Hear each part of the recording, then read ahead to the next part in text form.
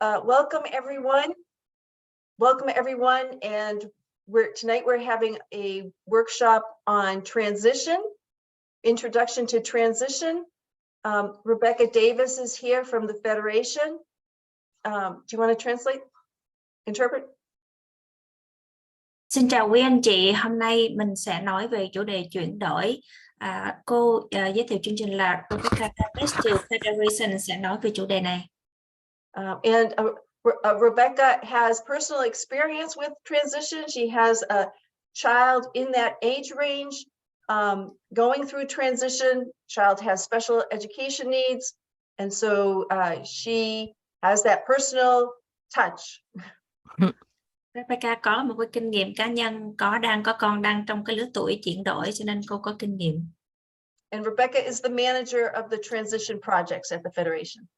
Cô là người đứng đầu của bộ phận chuyển đổi tại Federation.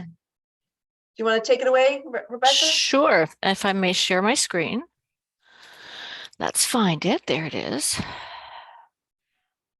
Okay, can you guys see my screen? Yes. Okay.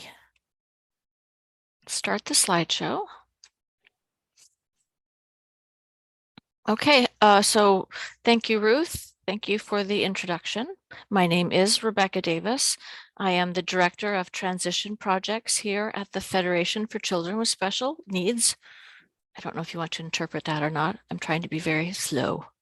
Cảm ơn Ruth đã giới thiệu bản thân. Tôi tên là Rebecca Davis. Tôi là cái người giám đốc của chương trình kế hoạch chuyển tiếp tại Federation. Okay. So like Ruth said, I am also the parent of, I actually have two daughters who are transition age, post-secondary transition age. My older daughter is 19 and my younger daughter is 16. Giống như đã giới thiệu, tôi là mẹ của hai cô gái 16 và 19 tuổi. And these are some pictures of my younger daughter and my dog just grabbed my boot. Hang on. Okay. All right, I'm back. So I am a parent like you. These are some pictures of my daughter when she was born, when she was going through early intervention, when she was in elementary school. Cũng như là các anh chị, tôi là một người mẹ. Đây là hình ảnh con tôi mới ra đời, lúc con học early intervention, khi mà con học cấp 1. Eliza has many educational and medical needs. She has microcephaly, she has cerebral palsy. It took her a long time to learn how to walk, and she is visually impaired. Và cũng con của tôi có những cái khuyết tật về mặt hình thể, đặc biệt là con cũng như là có một cái chứng, con sẽ giải thích thêm là bị liệt. Ngoài ra con rất là khó khăn để mà con tập đi. Ngoài ra cái sự nhìn của con cũng rất là kém. And then, as you may know, if you are parents and you're watching this, the days seem to last forever, but the years fly by. And then all of a sudden, you have a young woman living in your house. Thì giống như anh chị biết là ba mẹ mình thấy là mỗi ngày có khi nó rất là dài. Tuy nhiên thời gian qua rất là nhanh. Từ một em bé như anh chị thấy trong hình ảnh, bỗng dưng trong nhà của tôi có một cô gái. So that's every day I get up and I look and I have these two young ladies who used to be little girls yesterday. And I find it very helpful.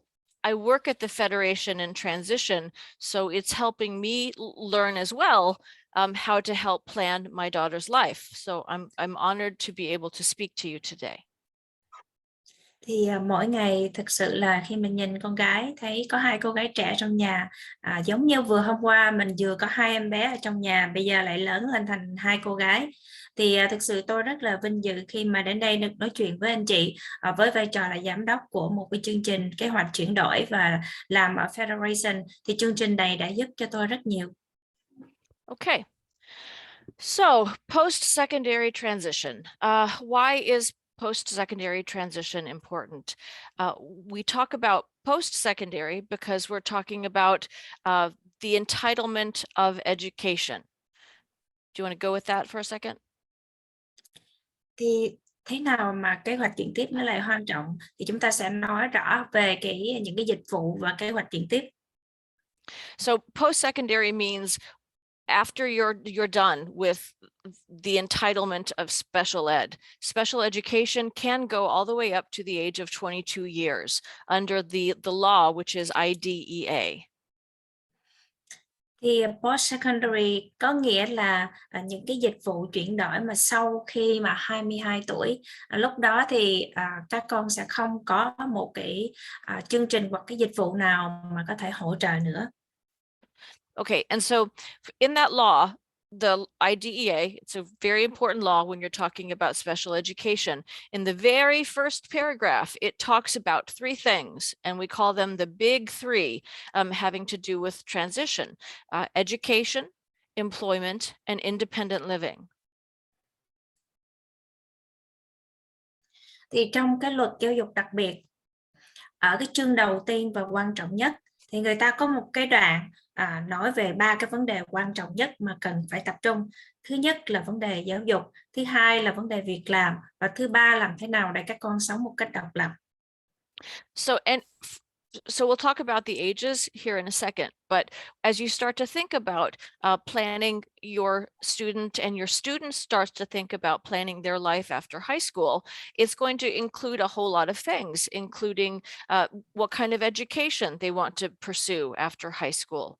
What kind of employment do they want to have? And then how do they want to participate in the community and live independently?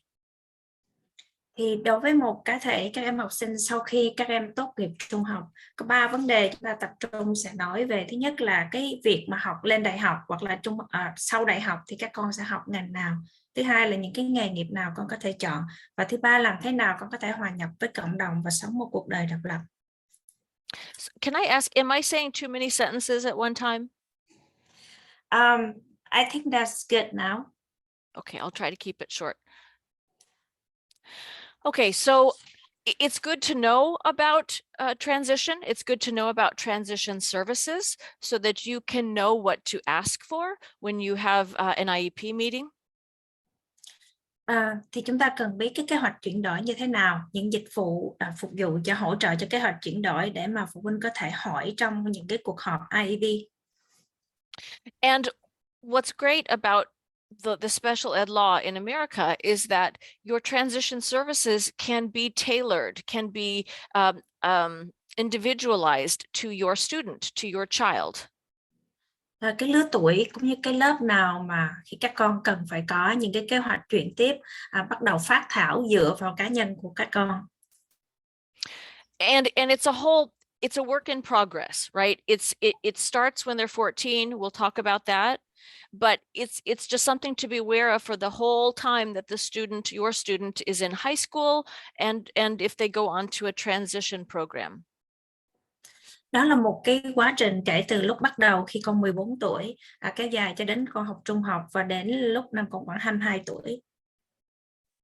So wonderful things to know about transition services are that they can help your student, they can help your child learn how to advocate for themselves, how to get job skills for future employment, and how to get ready to have an engaged adult life, how they want to develop relationships and be social as adults. Một cái điều tuyệt vời của những cái dịch vụ chuyển tiếp là sẽ giúp cho các em học sinh cũng như các con có thể tự biện hộ cho mình, giúp cho các con có những cái kỹ năng để có thể đi làm trong cái nghề nghiệp trong tương lai. Ngoài ra còn giúp con có thể giao tiếp gắn kết, có những cái kỹ năng để tạo ra những cái mối quan hệ trong cuộc sống sau này. Okay. All right, moving on. Maybe we'll move on. We'll see if my computer will let me move on. This did this to me once before. Okay, here we go. So we talked about the big three, education, employment, and independent living. These are three important topics that you need to know about when you're going through transition, when you're thinking about working on transition for your student, but it's more than that. Ngoài những cái vấn đề quan trọng nhất về mặt giáo dục, việc làm cũng như là kỹ năng sống độc lập, có nhiều cái đề tài chúng ta cần phải nói trong kế hoạch chuyển tiếp. And when you know more about what transition services are and what they can be, then you know what you can ask for and what you can talk to your IEP team about. Transition planning can also be about activities of daily living. It can be travel training. Here we have a list: self-determination, financial literacy. Thì những cái dịch vụ mà mình biết đó là dịch vụ chuyển tiếp là gì, thì sau đó thì mình mới có thể hỏi trong cái đội ngũ giáo dục IEP của các con. Trong đó có rất là nhiều cái hoạt động, ví dụ như là kỹ năng mình có thể đi du lịch chẳng hạn. Đây là một cái danh sách mà anh chị có thể thấy. Can I read this? Ví dụ như là kỹ năng tự quyết định, kiến thức về tài chính, sức khỏe, vui chơi giải trí, cách tiếp cận cộng đồng, kỹ năng giao tiếp. So these are just a few topics, but you start, when you see these and you think about the big three: education, employment, and independent living, you start to realize that post-secondary planning can be more than school. You really can start to look at services that can help your student have a meaningful adult life, and that's good information to have. Khi mình nhìn cái danh sách này thì anh chị thấy là ngoài những cái vấn đề quan trọng về giáo dục, việc làm hoặc là kỹ năng sống độc lập, thì có rất là nhiều chủ đề khác mà các em có thể học hỏi được để mà các em có thể có một cuộc sống ý nghĩa hơn. Cho nên rất là tốt khi mà phụ huynh biết được những cái chủ đề này. Okay. So here are just some laws that support what we're talking about. Under IDEA, everyone here in America has the entitlement. It's the entitlement of an education, and it's the entitlement of special education services. So your kids, my kids, we're all entitled to free and access to appropriate public education. Đây là những cái luật giáo dục đặc biệt được áp dụng trong toàn nước Mỹ. Con của tôi và con của các anh chị, tất cả các con đều được giống như là tuân thủ và được hưởng những cái luật này. And there's also the very first special education law in America was in Massachusetts, when a bunch of parents got together and said, about 50 years ago, and said, why aren't my kids being educated? So that is Chapter 71B. It's the Massachusetts Special Education Law. Cái luật đầu tiên là 74B, luật giáo dục đặc biệt tại tiểu bang Massachusetts, xuất nguồn từ cách đây khoảng hơn 50 năm, từ một cái nhóm phụ huynh họ biện hộ cho các con và quyền giáo dục của các con mình.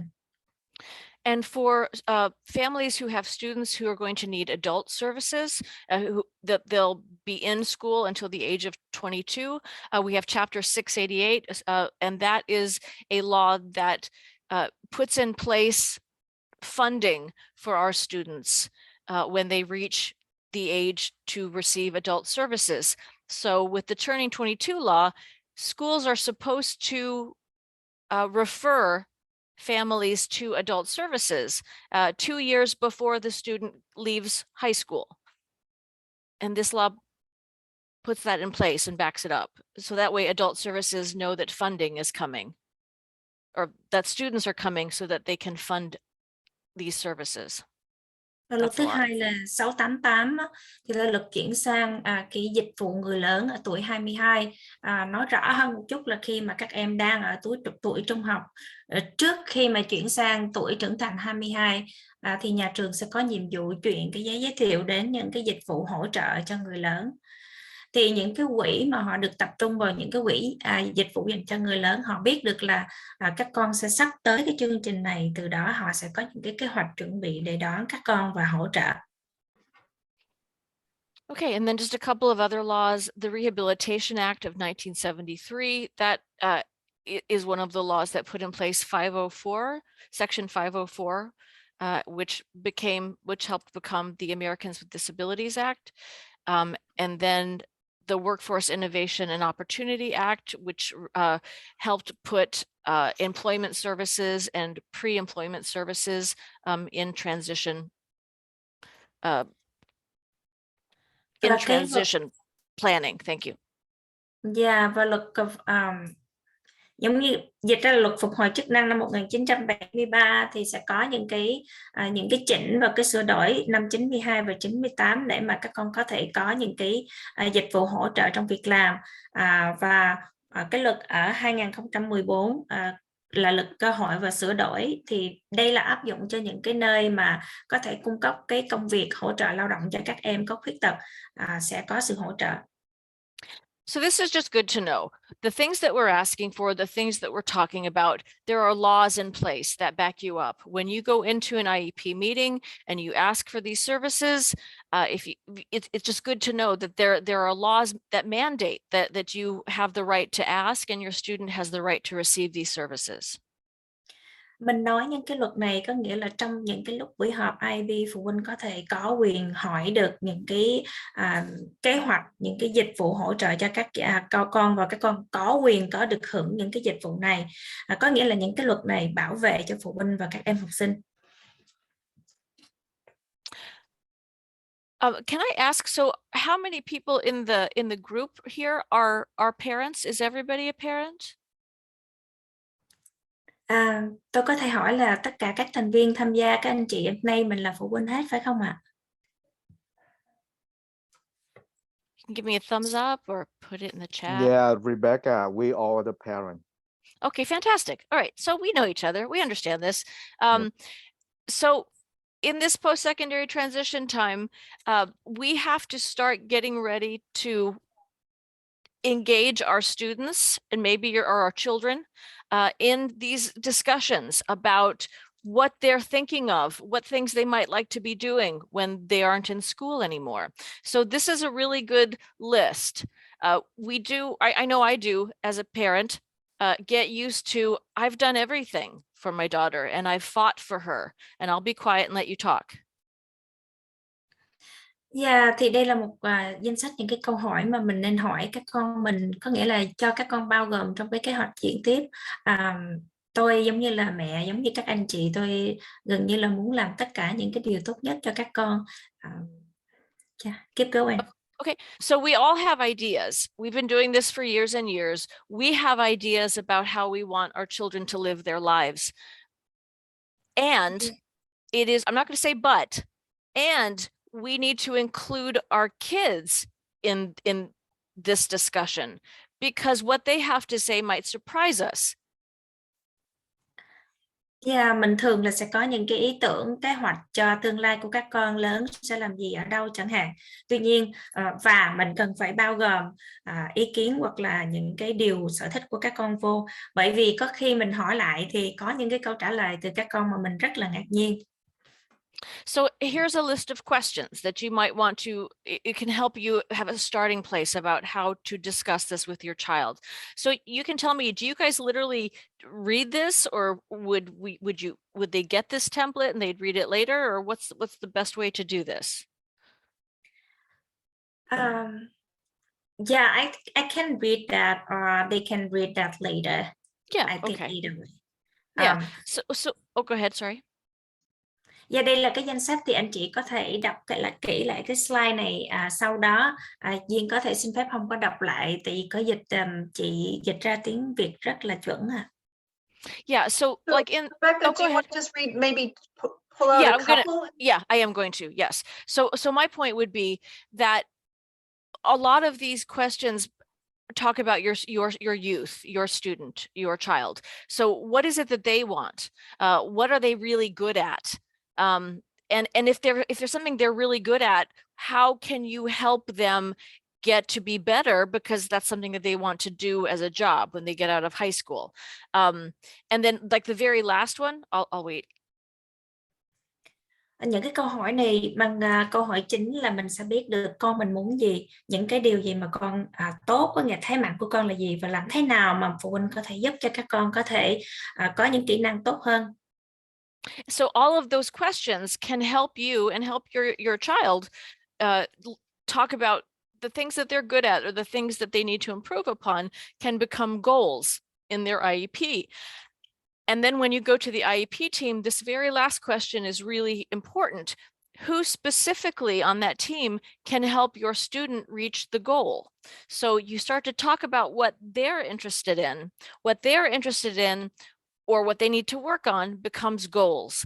And then once you have these goals, you ask the IEP team, we're going to put the goals in here, but who's going to help me reach that goal? Does that make sense? Yes. Thì những câu hỏi này tập trung là những cái điều mà con có thể, những cái thế mạnh của con là gì, những cái điều mà con cần phải được cải thiện. Từ đó sẽ giúp cho phụ huynh đặt ra cái mục tiêu. Những cái mục tiêu này có thể thiết kế trong kế hoạch học tập IEP. Và cái câu hỏi cuối cùng rất là quan trọng, phụ huynh sẽ hỏi ai sẽ là người có khả năng giúp cho các con đạt được những cái mục tiêu đã đặt ra. Okay, and I do want to emphasize that this is a work in progress, right? So you start to have these conversations as early as possible so that your child starts to think about planning their own life after high school. And then you also give them a chance to try things, and they might make the occasional mistake, but they learn every time that they try something or every time that they say they want to try something and maybe it doesn't work out. That's a learning process for them. I can tell you about a student I worked with at Perkins School for the Blind. Đây là một cái quá trình việc làm cũng như là học, một cái quá trình kéo dài, thì mình có thể tạo cho con bắt đầu từ cái lúc khởi đầu khoảng 14 tuổi, sau đó từ từ những cái năm sau đó tạo điều kiện cho con có thể học hỏi và thử nghiệm những cái kỹ năng hoặc những cái điều khác nhau. Có thể con sẽ học hỏi được bị thất bại, nhưng mà sẽ học hỏi từ những cái điều mà con bị thất bại đó. Can you say again about from the beginning about the example Yes. of the So student? yeah, there's a student I worked with at the Perkins School for the Blind. Dạ, tôi nói một ví dụ về một học sinh mà tôi đã làm việc ở một cái ngôi trường tên là Perkins. Trường này dạy cho người mù. So he was a young man who absolutely loved animals, and he decided that he really wanted to work at a zoo because he loved animals. And so that's what he told everyone. And we got him an internship, a volunteer internship at a zoo over the summer because he was sure he knew what he wanted to be. He loved animals. He was going to work in a zoo. Thì cậu học sinh này rất là thích động vật. Con nói là sẽ rất là muốn làm việc trong sở thú, cho nên trong cái lúc mà làm việc thì chúng tôi cố gắng giúp cho cậu có một cái suất thực tập ở cái sở thú.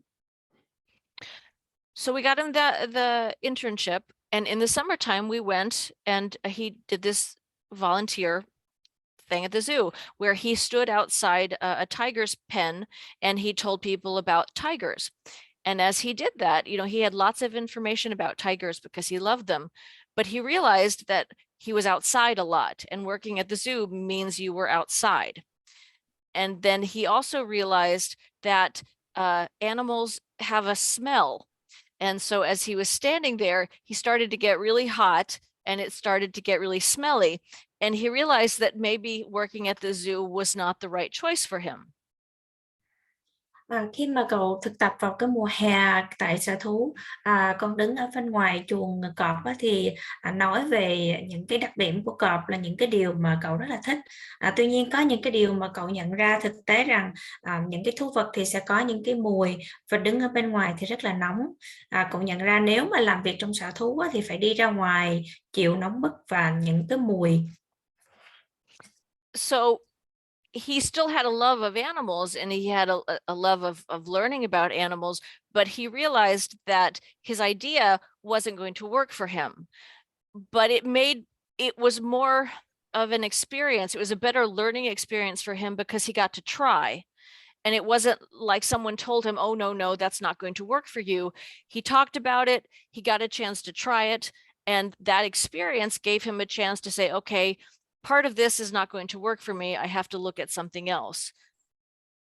Thì qua cái trải nghiệm thực tế này, cậu vẫn còn yêu thú vật, vẫn còn muốn làm việc với những cái điều mà liên quan tới thú vật. Tuy nhiên làm việc trong thực tế trong sở thú thì có thể là cậu phải suy nghĩ lại và không phù hợp. Cái điều này nó khác hẳn với cái chuyện là với một cái em học sinh mà mình nói ra một cái ý tưởng gì thì chưa gì nói là không có phù hợp với con đâu. Cái học sinh này người ta được thực tế, được trải nghiệm và mới hiểu được là những cái điều đó có thể không phù hợp với bản thân của con.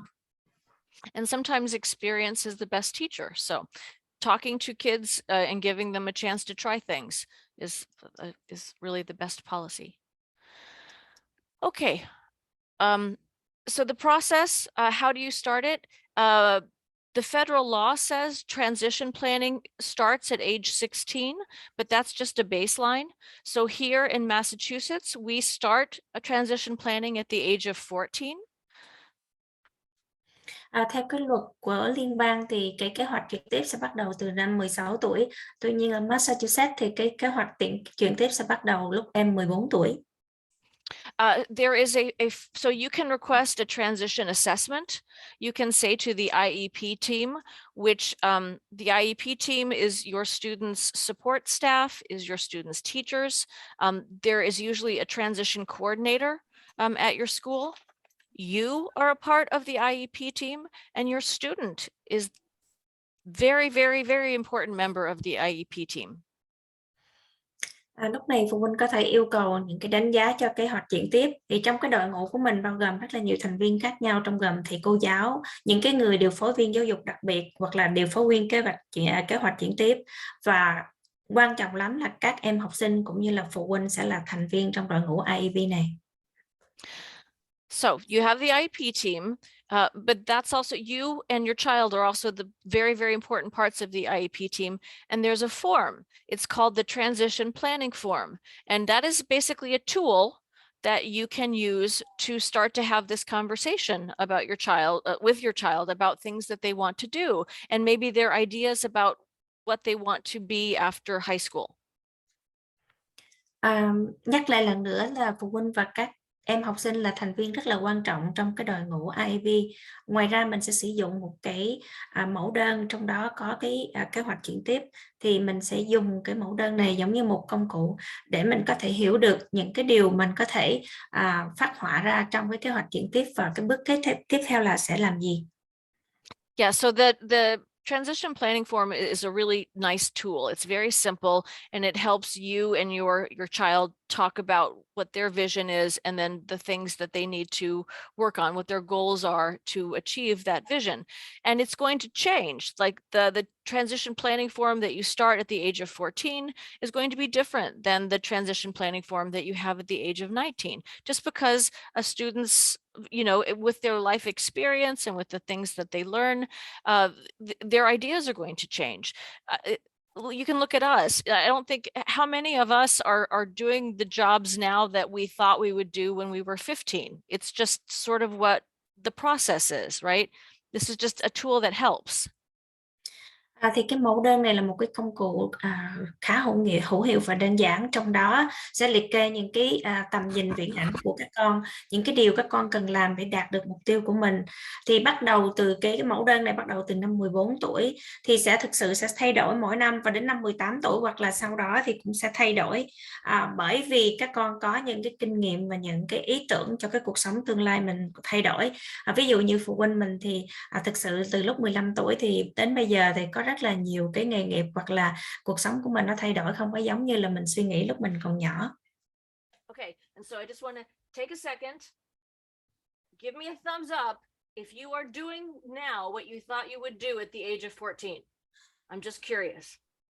And then Tôi hay tò mò không biết các phụ huynh nào lúc 15 tuổi mình nghĩ mình làm nghề gì thì bây giờ mình vẫn làm giống như ý nghĩa của mình. Có ai như vậy không ạ? And I would really like to see that. Nếu có I would give you, I can't figure out how to do mine, so I'll just say, I am not doing what I thought I would do at the age of 14. What about you, Ruth Diaz? No, she says no. Or even age 19. Are you doing now what you thought you would do at the age of 19? Okay, right? People are shaking their heads. Okay, I don't see any fingers here, people. Yeah, Gregory, what about you? I'm not doing what I thought I'd be doing at the age of 22. So Okay, fair enough. yeah. Okay, so I ask this and I say this because people, as parents, we get this is really scary stuff, and it feels like, oh my gosh, we're getting ready for this big launch of my kid, and it's so scary, and I have to get it right, and I only get one chance to get it right, and it's a work in progress. And if you think about it, this is life. We all go through this, but this is a process that can help us simplify it for our kids and for us. Dạ, thì hồi nãy cậu có hỏi thì tất cả những phụ huynh mình không có ai có những cái việc làm hay là ý nghĩ mà mình đã làm bây giờ mà giống như ý nghĩ lúc mà mình còn nhỏ 14, 15 hoặc 18 tuổi, thì Emma từ hồi 22 tuổi suy nghĩ cái việc gì cô làm bây giờ cũng có thể khác đi.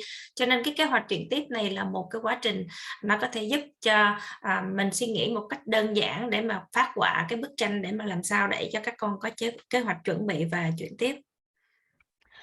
Okay, so you have a transition planning form. You start to have the conversations with your 14-year-old. On your transition planning form, you have your vision. You have their vision. It's not your vision. Students' vision, very, very critical. And you can take that vision and put it on the IEP so that's right up there at the top about this is what my student is thinking about doing and what they want to achieve with their adult life. And then you can start planning some goals around that. Bắt đầu cái cuộc hội thoại và nói chuyện với các con là những cái điều gì các con mong muốn, viễn ảnh của các con như thế nào, muốn lớn lên làm cái gì, và những cái dòng quan trọng đó sẽ được đặt rất là quan trọng trong cái tờ gần như là cái tờ đầu tiên của kế hoạch IEP. Thì từ đó sẽ bắt đầu những cái dịch vụ hoặc là cái điều gì đó có thể thực hiện những cái mục tiêu này. So for an example, if you say, Eliza, my daughter Eliza wants to go to college. So she wants to go to college. She wants to live with a roommate. She wants to take the bus. That's what she sees for her adult life. Ví dụ như con gái của tôi thích vào đại học, thích sống với lại bạn cùng phòng, cũng như là có thể sử dụng được xe bus. Đó là cái ý tưởng trong cái cuộc sống trưởng thành của con. Okay, so that gives me a lot to work with. If she wants to go to college, I know that college applications require like 5 paragraph essays. You have to write that to get in. So I would look and say, okay, what are her writing skills right now? Is she writing 5 paragraph essays? If she's not, then maybe we start this year saying, okay, she's got to write a paragraph essay by the end of the first semester, and maybe a 2-paragraph essay by the end of the year, because she wants to go to college and she's going to have to write an essay. Thì 3 cái điều quan trọng trong cuộc sống trưởng thành mà con suy nghĩ như vậy đưa cho tôi rất là nhiều chuyện có thể để hỗ trợ và giúp con. Chẳng hạn như đầu tiên là khi mà muốn đi vô học đại học thì phải viết một cái essay có 5 cái đoạn khác nhau, thì tôi sẽ coi lại cái khả năng viết của con như thế nào mà hỗ trợ của con, từ đó đặt ra một cái mục tiêu là trong một cái học kỳ đầu tiên là con làm sao có thể viết được 1 đoạn, sau đó hết năm học này thì con có thể viết được 2 đoạn. Okay, and she wants to live with the roommate. So she has to be able to do things independently at home. Is she doing chores? Is she choosing her own clothes? Does she know how to handle money? Things like that. Those could also be goals. Nếu con muốn sống với bạn cùng phòng thì ít nhất ở nhà cũng có những kỹ năng sống khá là độc lập. Ví dụ như là biết tự động là chọn đồ áo, biết thí dụ như sử dụng sinh hoạt hàng ngày như thế nào, biết cách tính toán tiền bạc. And she wants to take the bus, so she would have to learn about travel. She'd have to learn about money. How do you pay to get on the bus? But you can see how the pieces of the vision, you start to sort of look at them in detail and try to figure out, then think, oh, to be able to get to this goal, they need to have these things. And you can work with your IEP team on that. That just gives you some ideas. Muốn đi xe bus thì con phải biết cách làm thế nào để mà di chuyển trên xe bus, trả tiền xe bus như thế nào, những cái chi tiết mà có thể thực hiện được cái mục tiêu đó. Thì thực ra phụ huynh và học sinh có thể bàn luận với đội ngũ IEP để có thêm sự hỗ trợ để họ có cách giúp đỡ mình. And so like it says here on our slide, the IEP goals are written down and they're based on the transition planning form. Hopefully you get one from your school. If not, you can ask for one. Hopefully you have some goals going in before your IEP meeting, but know that this is an annual thing. It's a work in progress, and that the vision is going to change as your student matures, as your student learns. I was talking to a lady yesterday who said one of the things that she noticed, she's a transition specialist, and she said a lot of times that vision at the top never changes. And she's surprised by that. And she thinks, why don't they change the vision? Because the kid obviously has changed over the years. So somebody should be having this conversation. I'm sorry, that's too much. Cái kế hoạch chuyển tiếp này thường là anh chị nên nhớ là một cái quá trình và nó có thể thay đổi theo mỗi năm, hàng năm. Thường nó sẽ được đính kèm trong kế hoạch IEP. Hôm qua tôi có nói chuyện với một cái người điều phối viên về kế hoạch chuyển tiếp. Thì có một cái điều mà chúng tôi bàn luận khá thú vị là cái phần vision, tức là cái phần viễn ảnh của các con, đặt thường là đầu tiên của kế hoạch IEP. Thì cô ấy để ý rằng là cái viễn ảnh này hầu như là không có thay đổi. Thì thực ra nó nên thay đổi, bởi vì theo thời gian thì những cái mục tiêu, những cái điều đó thì có thể thay đổi, cho nên cần phụ huynh hoặc là cái đội ngũ IB cần phải bàn luận về cái viễn ảnh này. And very important, it's bolded at the bottom. The IEP is the legal document. The goals and the vision on the IEP are what the IEP team is going to work on. Nothing on the transition planning form is mandated. So you have to take the vision and get those goals on the actual IEP. Can you say it one more time, please? Oh, yes, ma'am. So it's written in bold at the bottom of the slide that the IEP, the individualized education plan, that's the legal document. The transition planning form is a tool. It's not the legal document. So all of the things that you want to happen need to be put in the IEP. Does that make sense? I got it. Got it. Cái văn bản IEP là văn bản mang cái tính chất mà hợp pháp và cần phải thực hiện và bắt buộc phải thực hiện. Còn những cái viễn ảnh và mục tiêu ở trong cái kế hoạch chuyển đổi thì không có bắt buộc phải thực hiện. Cho nên anh chị mà muốn những cái mục tiêu ở trong cái kế hoạch chuyển đổi của mình được hỗ trợ và được thực hiện thì cần phải chuyển qua cái văn bản của IEP chính thức, chứ không có nằm ở trong cái văn bản chuyển đổi.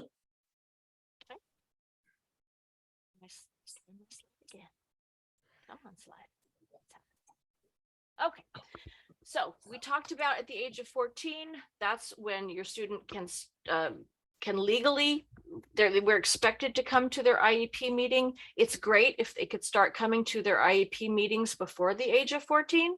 Let me put that in there. Trong cuộc họp IEP thì các con 14 tuổi thì nên cho các con tham gia cái buổi họp IEP của mình. Nhưng mà nếu các con tham gia sớm hơn thì càng tốt. Because you don't want it to be this scary meeting that they don't know what's happening about. It's as early as you can to get them to come into their IEP meeting and see that they have this team of people who support them and that it's their meeting. It's about their life. The earlier you can, the better. Thì để cho các con tham gia cuộc họp IEP càng sớm càng tốt, bởi vì cho các con biết là đây không phải là một cuộc họp rất là sợ hãi, mà cho con thấy có rất là nhiều thành viên, là một cái đội ngũ ở bên đó có thể hỗ trợ của con, và đây là cuộc họp về cuộc sống cũng như là cuộc họp cách học hành của con. Okay, but so at the age of 14, you can ask for transition assessments. So transition assessments can be a variety of formalized assessments if you need standardized testing, and there's a whole list of those that there's an example sheet at the bottom, achievement tests, into vocational skills evaluations, career interest inventories, aptitude tests, all kinds of formalized tests. Thì những cái loại hình đánh giá trong cái kế hoạch chuyển tiếp có 2 loại, chính quy và không chính quy, thì anh chị thấy là nó có rất là nhiều cái loại đánh giá khác nhau để hỗ trợ cái kỹ năng sống như là hoặc là cái học tập của các con. Do you want me to read these kind of assessment? Sure, if you want to, sure. Ví dụ như là những cái đánh giá chính quy á, thì ví dụ như liên quan đến đánh giá năng khiếu, sở thích, kỹ năng sống độc lập, các cá tính hoặc là sở thích về nghề nghiệp. Ví dụ như những cái đánh giá không chính quy thì các giáo viên và cha mẹ sẽ quan sát về những cái khả năng của các con, những cái tự đánh giá, rồi những cái hồ sơ mà các con để lên cái khả năng hoặc là những cái điều gì mà con yêu thích làm việc, đánh giá về thực trạng những kỹ năng làm việc trên thực tế trên những công trường. And then there are also informal assessments that can give you as much really good information about as a formal one. So talking to the teachers about how your student is doing in class. Does your student prefer to work individually or in a group? If they want to go to college and they're not crazy about group learning, that might be something that they work on, like as a social skill, because there's a lot of group learning in college. You can do portfolios, there can be assessments at workplaces. There's all kinds of sort of anecdotal, informal assessments that can give you information. Thí dụ như các con quan sát ở trong lớp, hồi nãy mình có nói là các con học như thế nào trong những cái từng nhóm, hoặc là những cái tham gia những cái nhóm thử nghiệm khi mà các học ở college như thế nào, hoặc là những cái bảng đánh giá ở cái chỗ việc làm mà các con tham gia, hoặc là những cái hồ sơ kỹ năng mà làm được thì có thể lập ra hồ sơ. And one interesting thing too is when you could ask the IEP team who knows your student, they should all know your student, but ask them what kind of assessments they recommend and just see what they say. It'll give you an idea about how well they know your student, but you also can ask for information. Phụ huynh cũng có thể hỏi những thành viên trong đội ngũ IEP biết được những cái khả năng của con mình như thế nào và đề nghị những cái đánh giá để mình có thể biết được loại hình đánh giá đó. Okay. All right, we talked about the transition planning forward. At the beginning, there's the post-secondary vision, right? That post-secondary meaning life after high school. So it's the student's preference, the interests that they have today, this year, and their thoughts about education, employment, and adult living. Thì đầu tiên là mình đã nói về cái viễn ảnh sau trung học, trong đó những cái sở thích, đam mê và kết quả học sinh mong muốn đạt được trong giáo dục và đào tạo, việc làm và cuộc sống độc lập. There is a question in the chat. Okay. I found, and it's in English, so Okay. I found that my child is only at the IEP meeting at the beginning, but then he gets excused once we dive into the IEP meeting. Should the teen stay throughout the meeting or just at the beginning of the IEP meeting? That really depends on your teen and you. I mean, I hear that all the time that the kids get excused. And I've also talked to young adults who are out of school who say how irritated they are that they just kind of came in. They were like introduced to the team and then they were ushered out when it was time to actually talk about stuff. So I can continue, but I'll wait to let you interpret that. I'm sorry, I missed the question, but can Sure. I interpret the answer first? Oh, do you want to, you should probably interpret the question though, right? Yeah. So So the parent wants to know, should the child stay for the whole meeting because they get excused at the beginning of, they come in, they introduce themselves and then they leave. Should they stay for the whole meeting or not? Thank you.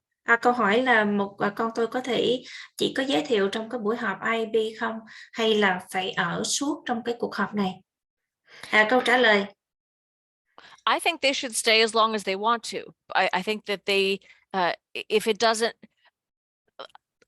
we don't want them to be upset about anything, but they need to be involved in their planning. So if they're capable of doing that, I can tell you as well that there are some students who don't like to talk at meetings, or they don't like to talk in front of an IEP team, can do really creative things like make a video or write something or make a collage about their vision and present that to their IEP team. And if it's their meeting, right, they're planning their lives. We have a youth consultant, her name is Kamisha, and she talks about how at her IEP meetings, the team would bring her in, say hi to her, and then they would just talk to her mom and have her leave. And she said that just made her so angry because she had things that she wanted to talk about. So I it's their life that they're planning. Câu trả lời là thì tùy thuộc, và có thể con có thể ở lại cái cuộc họp và càng lâu càng tốt, tùy theo cái khả năng của con. Thì có những cái em không có thích nói trực tiếp với các thành viên ở đội ngũ IB, nhưng mà con có thể làm một cái đoạn video hoặc là viết những một cái bài viết thì ngắn chẳng hạn, thì khi đó con đến con trình bày.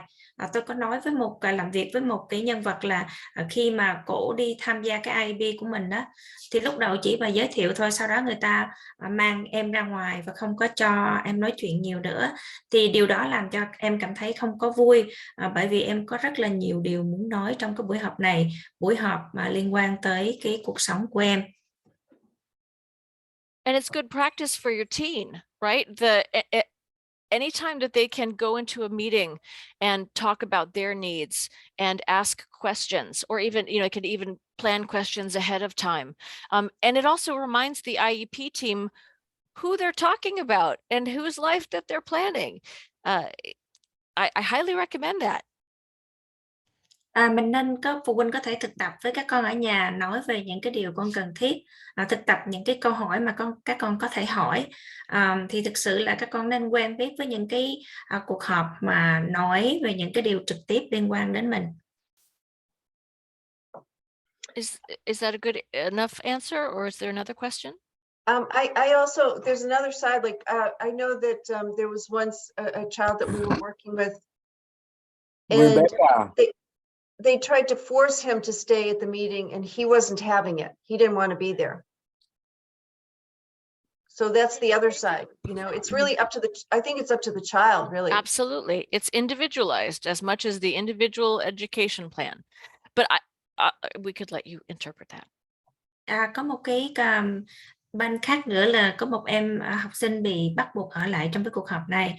Thì thực ra cũng không nên như vậy, bởi vì tùy theo cái khả năng, nếu mà các con không muốn ở lại thì không nên bắt buộc. Antoine, you had something. Rebecca, there is a parent had a question. Can she ask? Oh yeah, there's a hands up. Yes, I think that's me. So I have a question. My son, never want to attend the IEP meeting. He's a junior right now. And recently I asked for the progress report. And in the progress report, one of the goals is to work on the executive functioning, organizing his homework in school and turning in assignments. And for the progress, it says that the student said he has no problem with organizing, but then he's missing a lot of assignments. And so I asked for a meeting because I see there's a decline in his academic. So I want the teachers to accommodate him, because his goal is he wants to go to college, and it's a junior year, and the grade is really important, and I want the intervention before it's too late. So the resource teacher who's in charge of the IEP, she recommended the student will be there.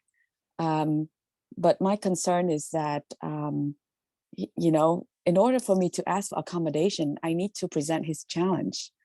And he is very sensitive to criticism.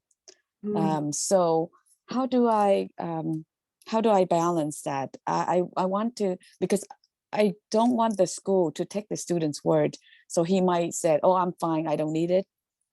Or, and then the school will say, well, the student say that. So how can I make it beneficial having the student being there?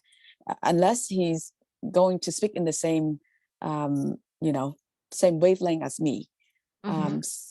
So I was thinking, asking them to dismiss him when I talk about the challenge that he's encountering right now that is hindering his ability to do well, and if they Mhm. can accommodate that. So what is your advice? Should I translate that? Yes. Yeah, Okay, yeah. okay. Thì hỏi cổ á là có thể có ý kiến giùm á, là tại vì đứa con nó không bao giờ đi họp hết á, nhưng mà lần này á, lớp 11 rồi cho nên nó là mình hỏi cô giáo là học ra sao rồi, thì cô giáo nói là nó nói ok, cho nên là mình nói là ok, mình muốn yêu cầu có cuộc họp để có thể giúp hỗ trợ thêm để cho điểm nó không có tuột đó. Thì cô giáo nói ok, vậy mình sẽ mời học sinh tới, nhưng mà mình sợ là mời học sinh tới thì nhiều lúc học sinh sẽ thấy mắc cỡ hay là xấu hổ nói về những cái khó khăn mà học sinh có, cho nên nói trước mặt như vậy thì nó sẽ không có vui, hay là nó sẽ nghĩ là nó không có cần cái sự hỗ trợ đó. Thì như vậy thì nó đâu có giúp cho mình. Nếu mà mình đem con mình tới mà mình đòi hỗ trợ mà con mình nói không, thì cái hỏi ý kiến của cô là cách tốt nhất là như thế nào, nên làm gì? So yes, please advise what I should do in this case. So I have a couple of things I was thinking, but Ruth, if you have something as well, can I ask, has he ever spoken at an IEP meeting before? No, never. Has he attended his IEP meetings before? No. Okay. Yeah. Okay, so and you know, you don't have to wait for an IEP meeting once a year. Like it's not like this one chance, one Yeah. golden chance, and you have to wait another year. So these are all legitimate questions that I would reach out to your IEP team ahead of time and say, look, you know, I see that he's anxious about this, but he's talking about going to college. Going to college is going to be him advocating for himself, right? And speaking about his needs and have, you know, reaching out to the student accessibility services folks. So he has to get used to coming to these meetings. What do you guys suggest?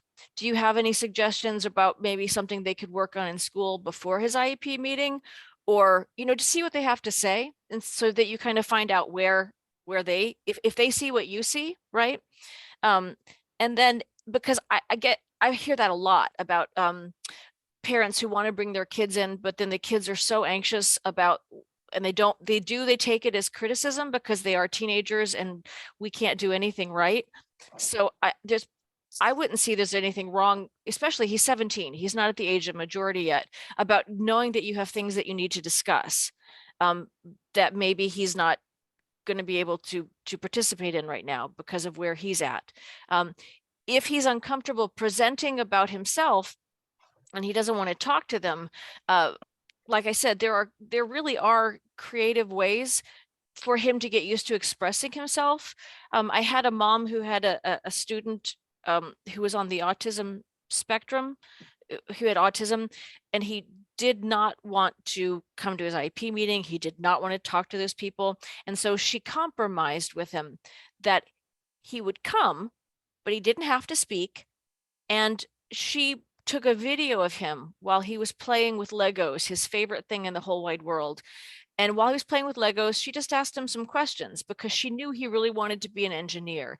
She knew he loved to build, but she couldn't get him to say that at the meeting. So she just, as he was relaxed, asked him these questions. He talked to her, and then that was a video that she showed him, and he was okay with her showing it at the meeting.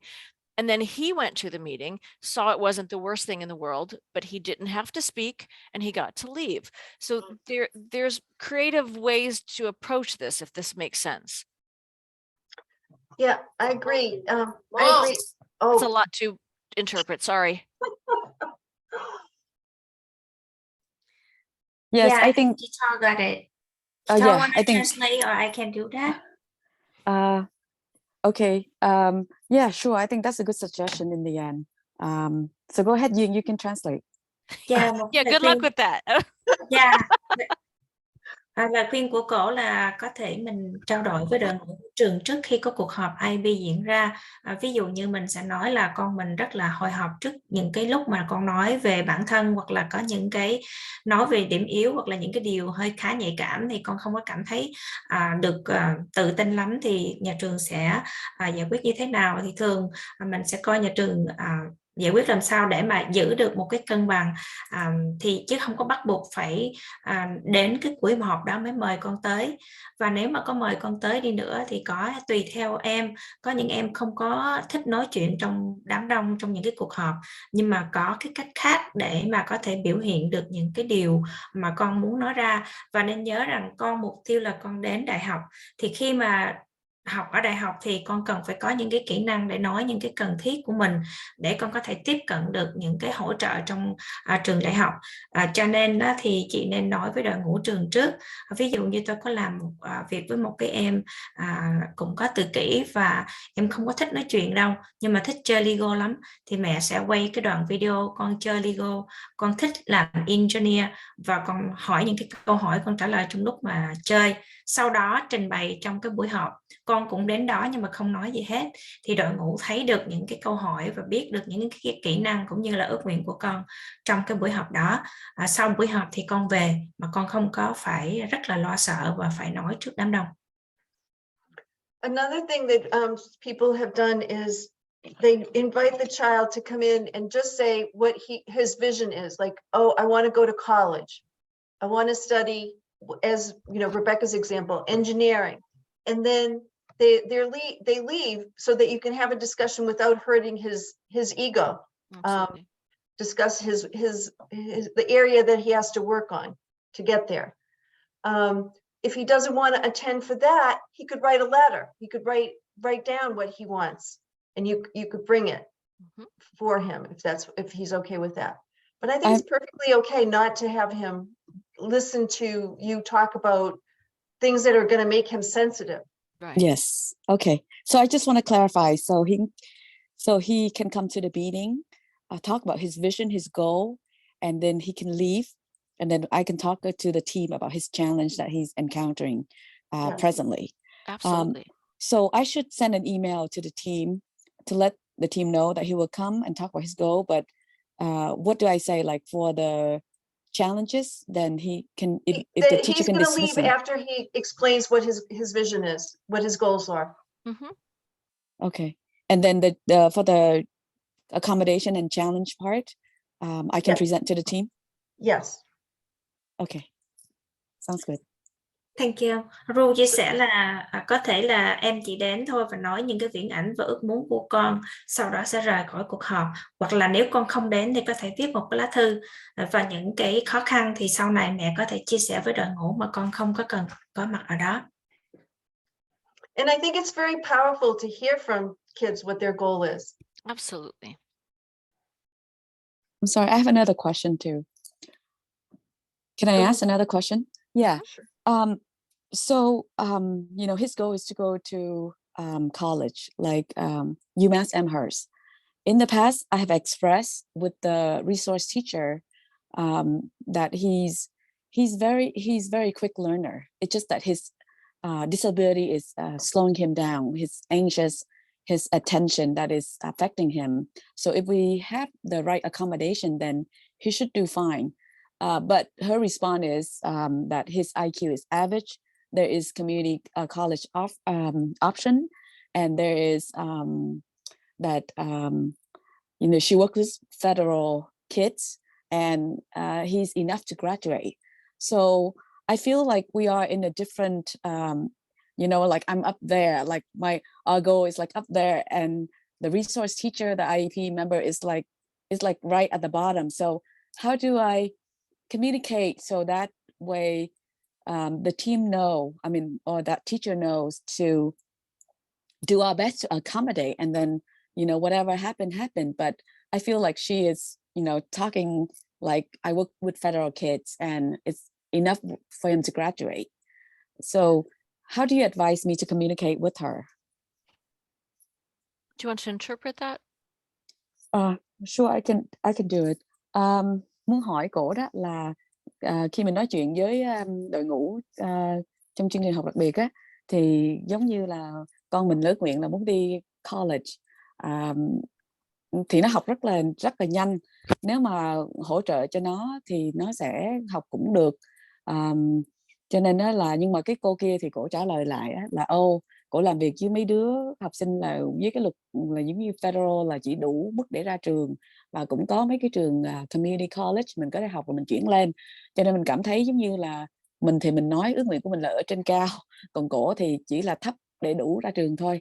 Cho nên nó là hỏi cô này á, là có cách nào để mà mình có thể nói chuyện mà để họ có thể cố gắng giúp để coi nó có thể đi được tới đâu.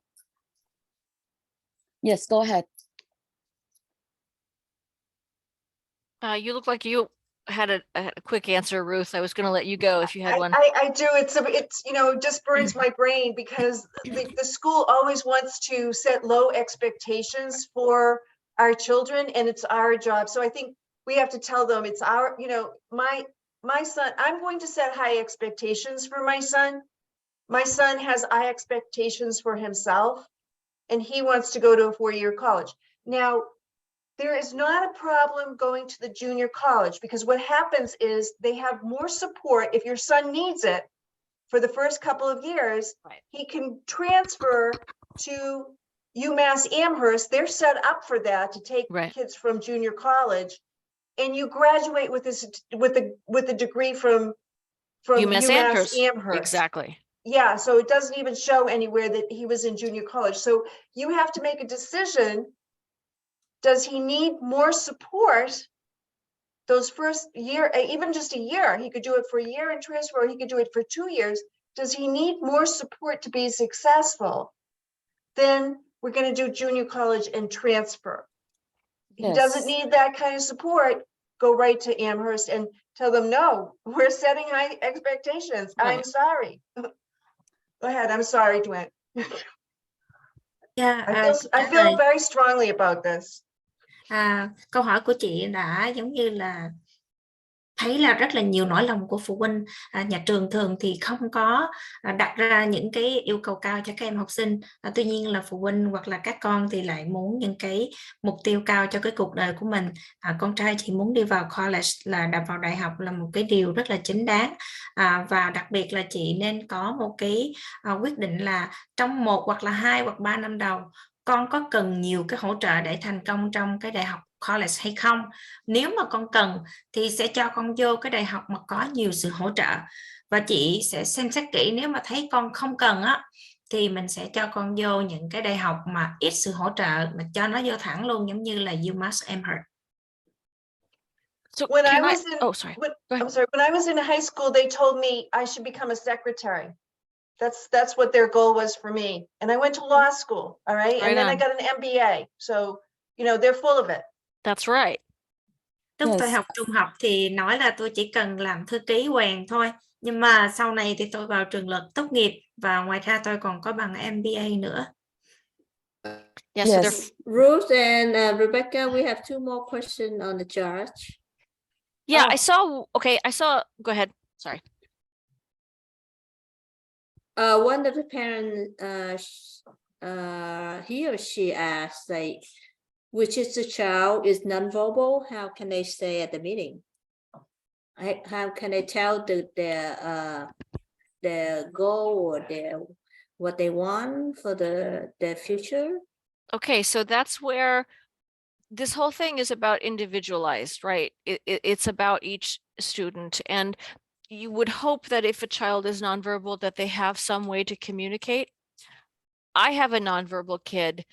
I'm still figuring out what kind of device to work with her, but communication for us is key. I'm really working on getting her to tell us yes, tell us no, tell us what she wants. And she's 16 and it's taking us a while to learn this. But you meet a kid where they are. But every child, verbal or nonverbal, has a voice or deserves a voice. And we have to get them that communication. So if you want to interpret that, and then I'll continue one more thing. Câu hỏi là với một cái em mà không có nói ra thì trong cuộc họp làm sao em tham gia để nói được những cái viễn ảnh hoặc là mục tiêu hoặc là những điều mà con muốn. Thì cái câu trả lời là khi mà các em không có nói chuyện đi nữa thì cũng có những cái cách mà để có thể giao tiếp, bởi vì giao tiếp là một trong những cái điều quan trọng nhất. Ví dụ như con của tôi cũng không có nói chuyện được và tôi vẫn đang tìm được cái cách nào con giao tiếp hữu hiệu, thì ít nhất là con cũng có thể nói yes hoặc là no đối với những cái vấn đề nhất định nào đó. Đối với tất cả những cái đứa trẻ khác nhau, thực sự các con đều có cần những cái giọng nói của mình, cái cách nói của mình, và con xứng đáng được nói lên những cái điều mà mình mong muốn, tùy theo cái khả năng cũng như là cái cách giao tiếp. So this is the same thing that Ruth said about high expectations. This applies. I know that there are some students who won't go to college, and there are some students who maybe can't say that they want a career as an engineer, but what they like and what they don't like is important. The things that we can see that they enjoy. Like, I know that my daughter really enjoys people. She's a social kid. And even with a voice, I'm going to be the one helping to show people about her likes and dislikes. I just am. And there are just some kids like that.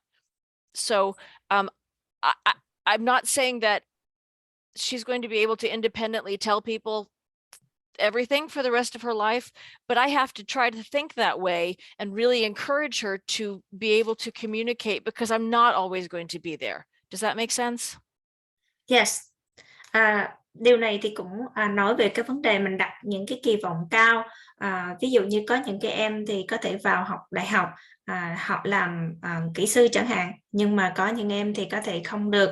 Ví dụ như con tôi thì thích giao tiếp và rất là thích người ở xung quanh.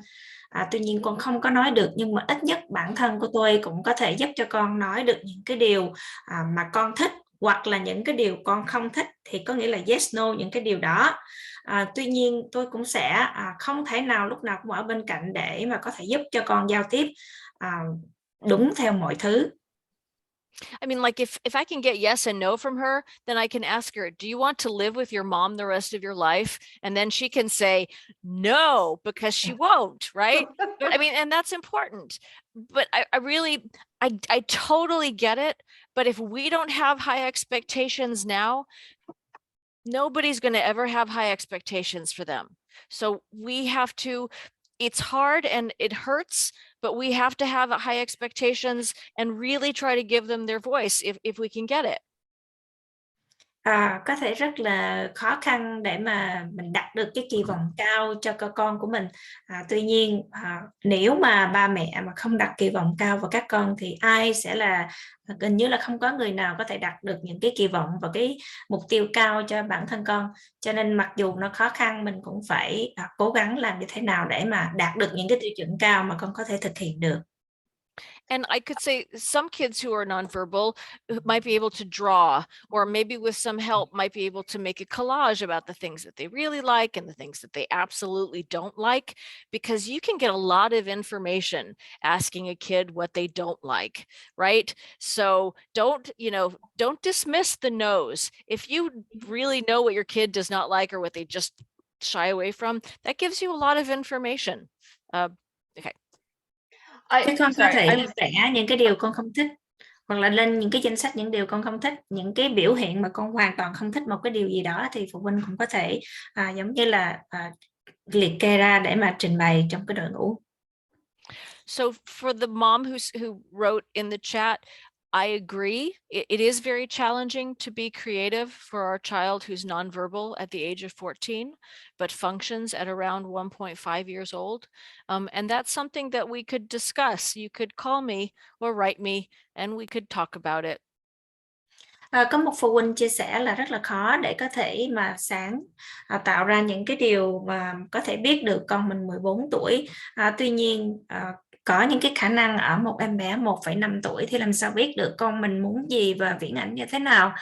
Thì phụ huynh này xin có thể email nói chuyện trực tiếp với tôi để mình có thể trao đổi và hỗ trợ lẫn nhau ạ.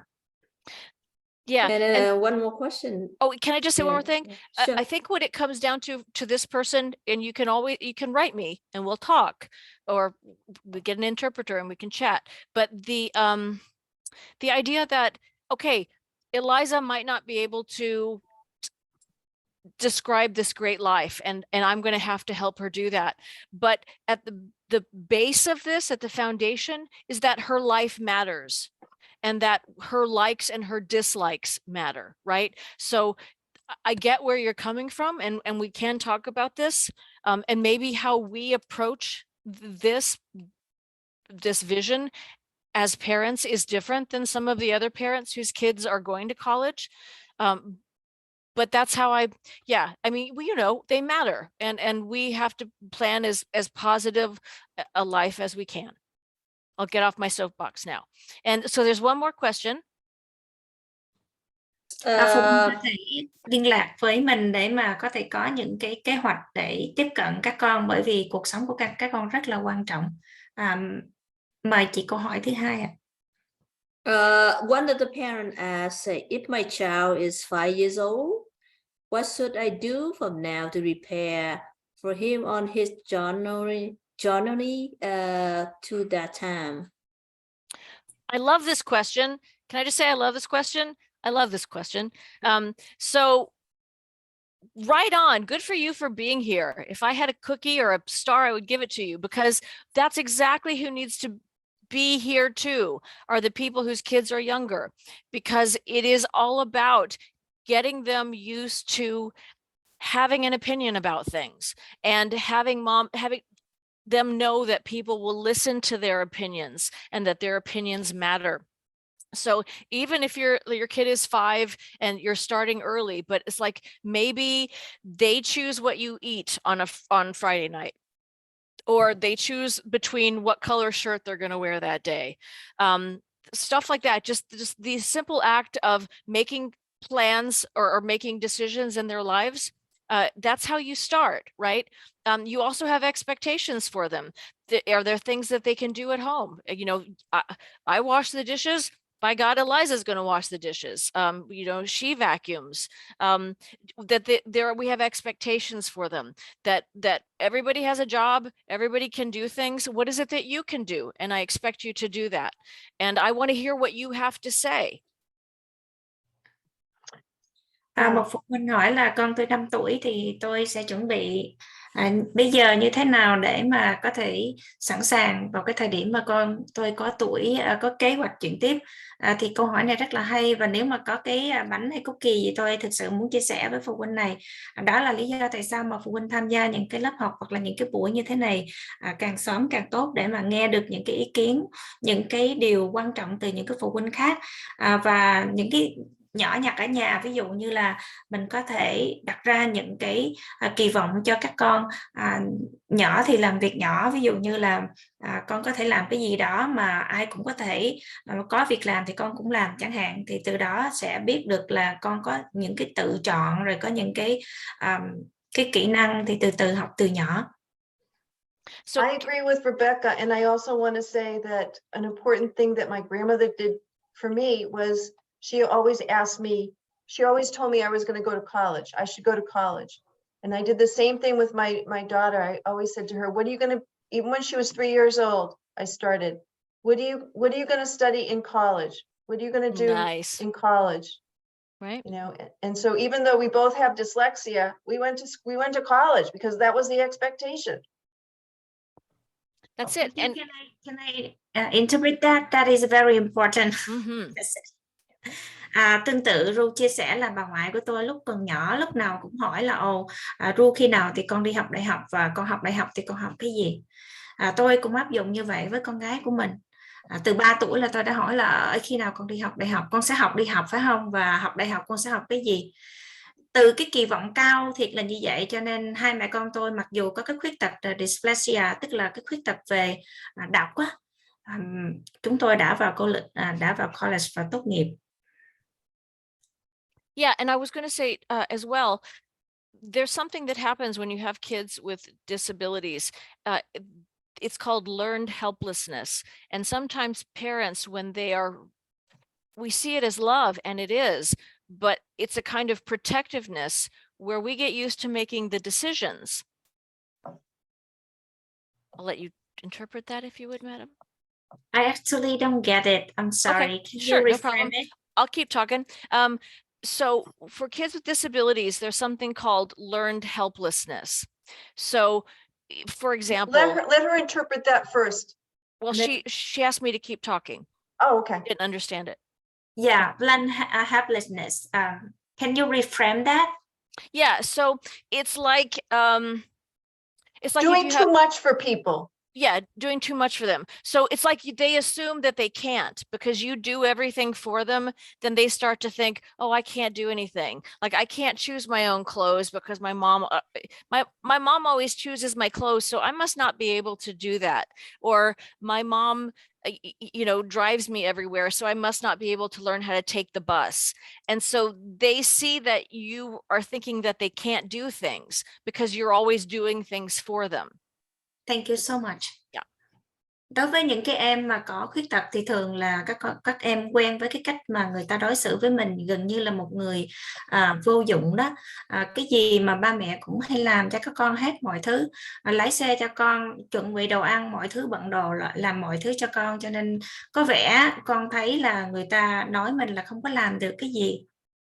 So when you have expectations, like Ruth's grandmother said, you're going to college, or if you say to your kid, you have to do chores, you choose your own backpack, whatever, you make these choices in your life, they see that you believe in them.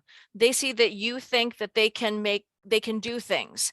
And it's very powerful when your parents tell you they believe in you, they start to believe in themselves. So as early as you can do that, the better. Thank you. Và khi mà giống như Ruth kể cái chuyện mà bà ngoại của mình đặt cái kỳ vọng là cô sẽ vào college, thì đó là những cái kỳ vọng mà mình tin tưởng vào các con. Ví dụ như là cho con vô college, cho con làm việc nhà, chọn quần áo, chọn những cái backpack con mặc, thì mình đặt niềm tin vào các con thì nó quan trọng và nó làm cho tạo ra sức mạnh, thì các con sẽ tin vào bản thân của mình. And so on this slide, we'll get past this, but I do want to say the anticipated date of graduation, that's a really important key on your IEP and for a young person.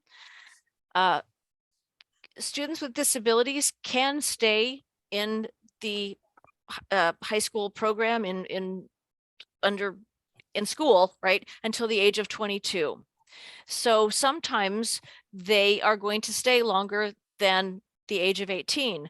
So they might not graduate with the friends that they have gone to school with. They can legally go through social graduation. They can go through graduation, that like the event, but they might be staying for a few more years. So it's important for parents to know when school expects the youth to leave school. It's also important for the youth to know when they're expected to leave school. Mình sẽ nói bên cái phần mà tốt nghiệp thì thường là các em bình thường sẽ tốt nghiệp 18 tuổi. Có những em khuyết tật thì có khi là các em sẽ phải ở lại trường cho đến năm 22 tuổi. Cho nên điều đó rất là quan trọng cho phụ huynh cũng như các em biết được là khi nào các con cần phải rời khỏi trường học. I can tell you one young man we talked to in a group, we were asking students, young adults, to tell us what they wish parents knew about transition. And one young man said, I wish someone had told me I wasn't going to graduate with my friends. We all went through graduation, but then I went back to high school the next year because I had transition programming and all my other friends went to college. Nobody told me that. And like 5 years later, he still remembered that. So those are issues, things that people need to talk about ahead of time, just so kids aren't surprised. Nobody wants to be surprised with that. And parents also should know when the school is thinking about the student leaving, because the school and the parent need to be, on the same page. Và những cái chuyện này quan trọng lắm. Tôi có một cái em sinh viên thì khi mà em tốt nghiệp sau đó thì phải ở lại học thêm vài năm nữa, không có đi vô đại học cùng với các bạn cùng tuổi, thì em nói rằng là ước gì mà ai mà đã nói tôi trước rằng là tôi không có được tốt nghiệp và ra trường cùng với các bạn, thì những cái kế hoạch này cần phải được thông báo cho học sinh cũng như là phụ huynh biết. Nhà trường thì cùng phải biết cùng một cái thông tin. I would like to ask one thing is that the student can go to graduation day with their peer, but with no diploma, and they want to stay. They're gonna Right. stay more. Right. Có những em thì có thể theo cái nguyên tắc là được dự lễ tốt nghiệp với các bạn, đến dự thôi chứ nhận cái tấm ở bên ngoài chứ không có cái bằng thực sự. Nhưng mà sau đó các bạn thì tốt nghiệp thì các con phải ở lại. Okay. We have a lot to say about that, didn't we? Okay. Okay. So post-secondary goals, we talked about the student vision. We talked about the big three: education, employment, and independent living. So, or like adult living. Talking about the vision statement, you put that on your IEP. So when your students thinking about making their vision for their adult life, we're suggesting that they should have one goal about education, one goal about employment, what they'd like to be doing, and where they'd like to be living. And these are some examples. And if you want to read them, you certainly can. Đây là một trong những cái viễn ảnh của các em học sinh, thì bao gồm 3 cái điểm chính. Thường là ít nhất một cái mục tiêu trong những cái điểm chính, thì một cái mục tiêu liên quan đến giáo dục đào tạo sau đại học, sau trung học, một cái mục tiêu liên quan đến việc làm, và một, nếu phù hợp thì là mục tiêu có kỹ năng tự lập.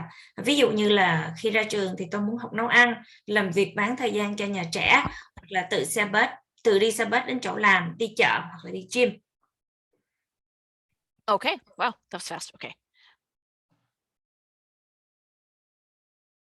I think we have a question on the chat. I'm not sure if Emma wanna read that. Sure. I can go ahead and Is read there it. one? Yep. Can you give an example of how you tell your youth about him not continuing with school until 22 instead of graduating at 12th grade? Well, I think that is where you start to think about getting them as involved in their IEP meetings as early as humanly possible, so they understand that they have a team of folks who are working with them, and then that they have the chance to get more supports. If there are things they need to continue working on, that school can help them get that stuff. So there are transition programs where you wouldn't necessarily be going back to the high school where you went before. There are programs you might go to, from 18 to 22 that can help you work on stuff that you need to work on. So all of the stuff, just if there's open communication, that you just try to avoid these surprises. And then know too, that like for this young man, I guess he went back to the same high school and it was a transition program, but for him, he felt like he was going back to the same building. So these are just kind of things to be aware of. You keep your eyes open and have that discussion as you go along so that they understand that these are supports, and it's just, helping them get where they need to have as meaningful and fun an adult life as possible. Câu hỏi là cho một cái ví dụ để mình có thể nói với con là con không có tốt nghiệp lúc 18 tuổi giống như các bạn, mà có thể ở lại trong cái chương trình chuyển tiếp cho đến năm 22 tuổi. Câu trả lời là đó là lý do tại sao mà mình mong muốn các con tham gia vào buổi họp IEP càng sớm thì càng tốt, bởi vì trong cái buổi họp đó có rất là nhiều nhân vật có thể hỗ trợ cho con và nói những cái điều cụ thể trong những cái cuộc đối thoại mở, hoàn toàn không có gì mà ngạc nhiên cho các con. Đặc biệt là chương trình chuyển đổi thì nó có thể là chương trình đó quay lại cái trường high school mà các con học, hoặc là một cái chương trình mà riêng họ thiết kế từ 18 cho đến 22 tuổi là riêng biệt, không có quay trở lại high school. Nếu mà các con quay lại cái tòa nhà cũ học lúc mà trung học thì có thể giống như những cái gì lặp lại chẳng hạn. Thì tất cả những cái hỗ trợ trong đội ngũ người ta có thể hỗ trợ cho con mình, chứ không có chỉ là phụ huynh chia sẻ. Thì cố gắng làm sao mà nói những cái cuộc hội thoại mở và công khai, các con không ngạc nhiên, để các con nhận được sự hỗ trợ trong chương trình này có ý nghĩa. Could I say one more thing? There are lots of options after high school, and there are lots of transition programs. There are like career planning programs. There are pre-employment transition services. So you could start talking about the choices. Like not everybody does the same thing when they graduate. Not everyone goes to college. Not everyone, goes to a career training vocational path. Not everyone. So if you start to talk about the different options, then you could say, and so what are your options? Well, let's look at what you might be doing. So that's just another thing. Trong cái kế hoạch chuyển tiếp sau trung học nó có rất là nhiều cái hướng khác nhau, ví dụ như là đi thẳng vào đi làm, tới trung tâm dạy nghề, những cái trường dạy kỹ năng hoặc là vô học đại học, thì nhiều chọn lựa rất là khác nhau. Thì phụ huynh có thể mở đường nói trước với các con để mà có thể biết được là ý của các con như thế nào, chọn lựa như thế nào, đồng thời có những cái cuộc hội thoại mở là biết được là có thể là sau này các con không có thể tốt nghiệp vào đúng ngày 18 tuổi chẳng hạn. So we've talked about this quite a lot, but the post-secondary vision that starts with your youth is going to change every year. So keep having these conversations, but also education goals. If your student is planning on graduating, they're going to need to succeed in the general curriculum. Are they going to need services to help them succeed in the general curriculum, to help them pass MCAS if they are going to do that? Every district also has requirements to graduate. So do you know what those things are?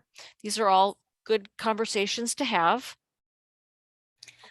Những cái viễn ảnh có thể thay đổi theo mỗi năm, mục tiêu cũng có thể thay đổi. Vì những cái môn học là trong cái giáo dục chung cũng có thể làm thế nào, những cái điều kiện nó sẽ thể thay đổi, thì mình sẽ nói chuyện với các con. Có những cái học khu, cái điều kiện tốt nghiệp nó cũng khác nhau nữa. Okay. It looks like there's another question in the chat. It's Okay. in Vietnamese though. So do you want What's to the problem, Emma? Read it. I know. I should know Vietnamese. By now. I know. Yes, the question is, does IEP exist on the college or university, level? I'm sorry, can you repeat that? Okay, so right now my child had an IEP at the high school. So my question is, does the college or university, they have the IEP? No, they do Okay. not. So they have student accessibility services. Used to be called student disability offices, and they changed that now.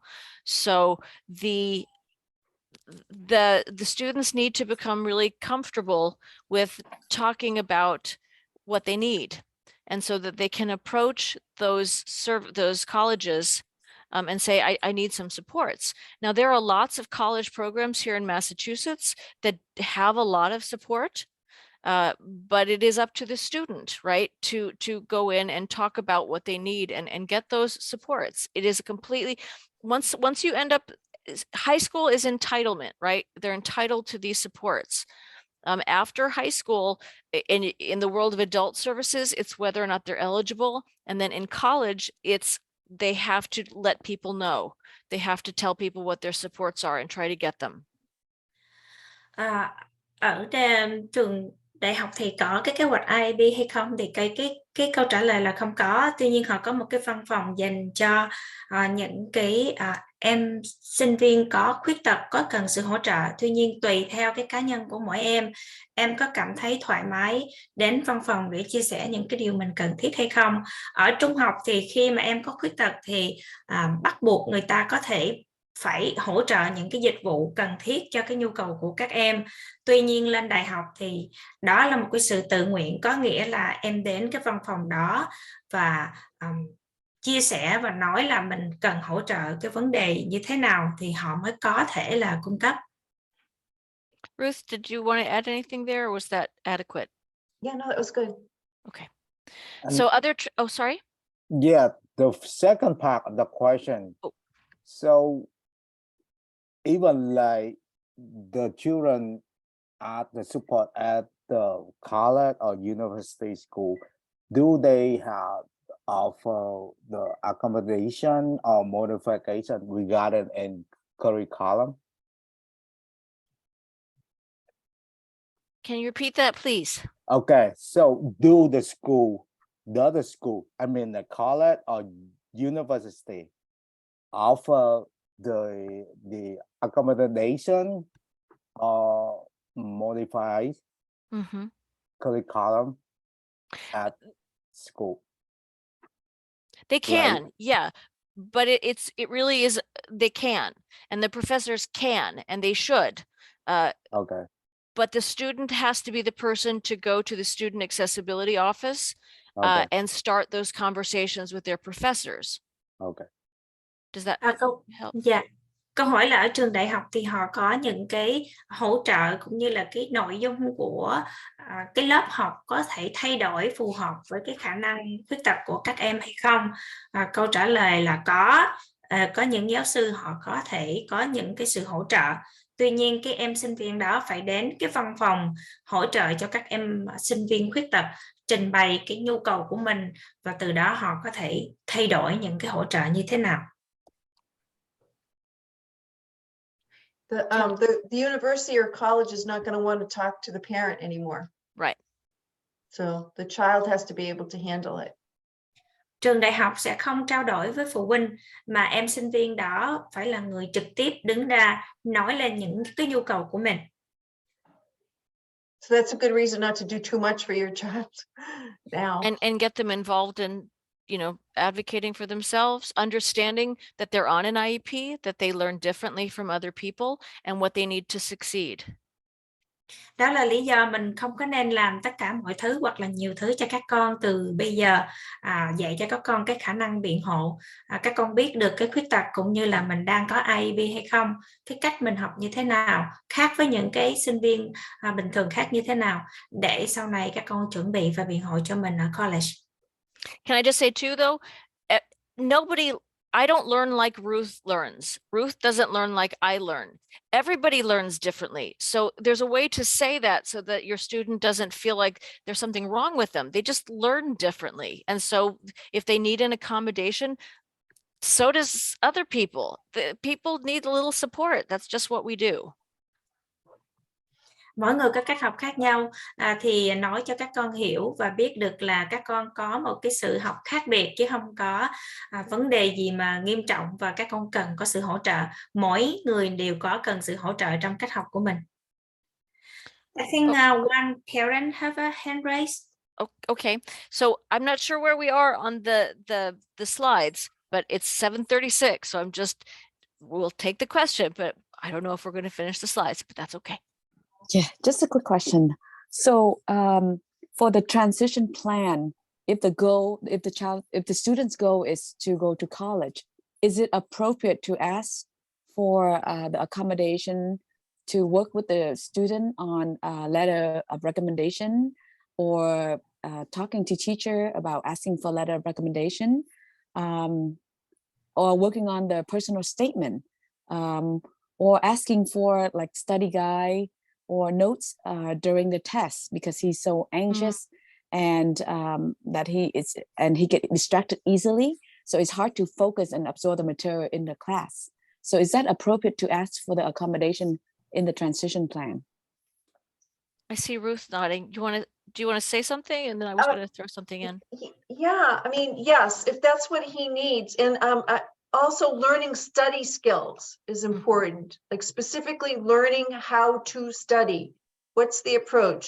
Flashcards, whatever it is, but having them teach him flashcards, helping him. One of his goals is to write his statement for college. Yeah.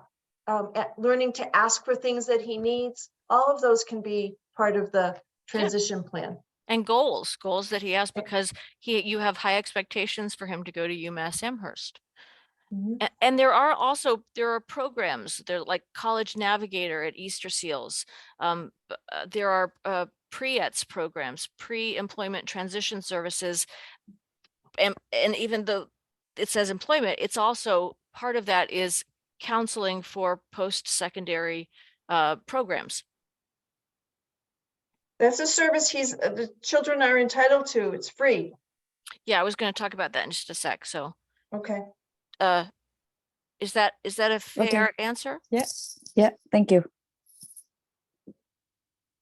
Can I have a summary, please? Mà cái câu hỏi của chị là nếu mà con mình có cái mục tiêu là học vào college á, thì có nên trong cái lớp học hiện tại trung học của con có cần những cái sự chuyển đổi và hỗ trợ, ví dụ như viết lá thư giới thiệu hoặc là viết những cái essay mà nói về bản thân của con để chuẩn bị vào đại học hoặc là làm bài kiểm tra chẳng hạn, thì có cần những cái hỗ trợ hay không?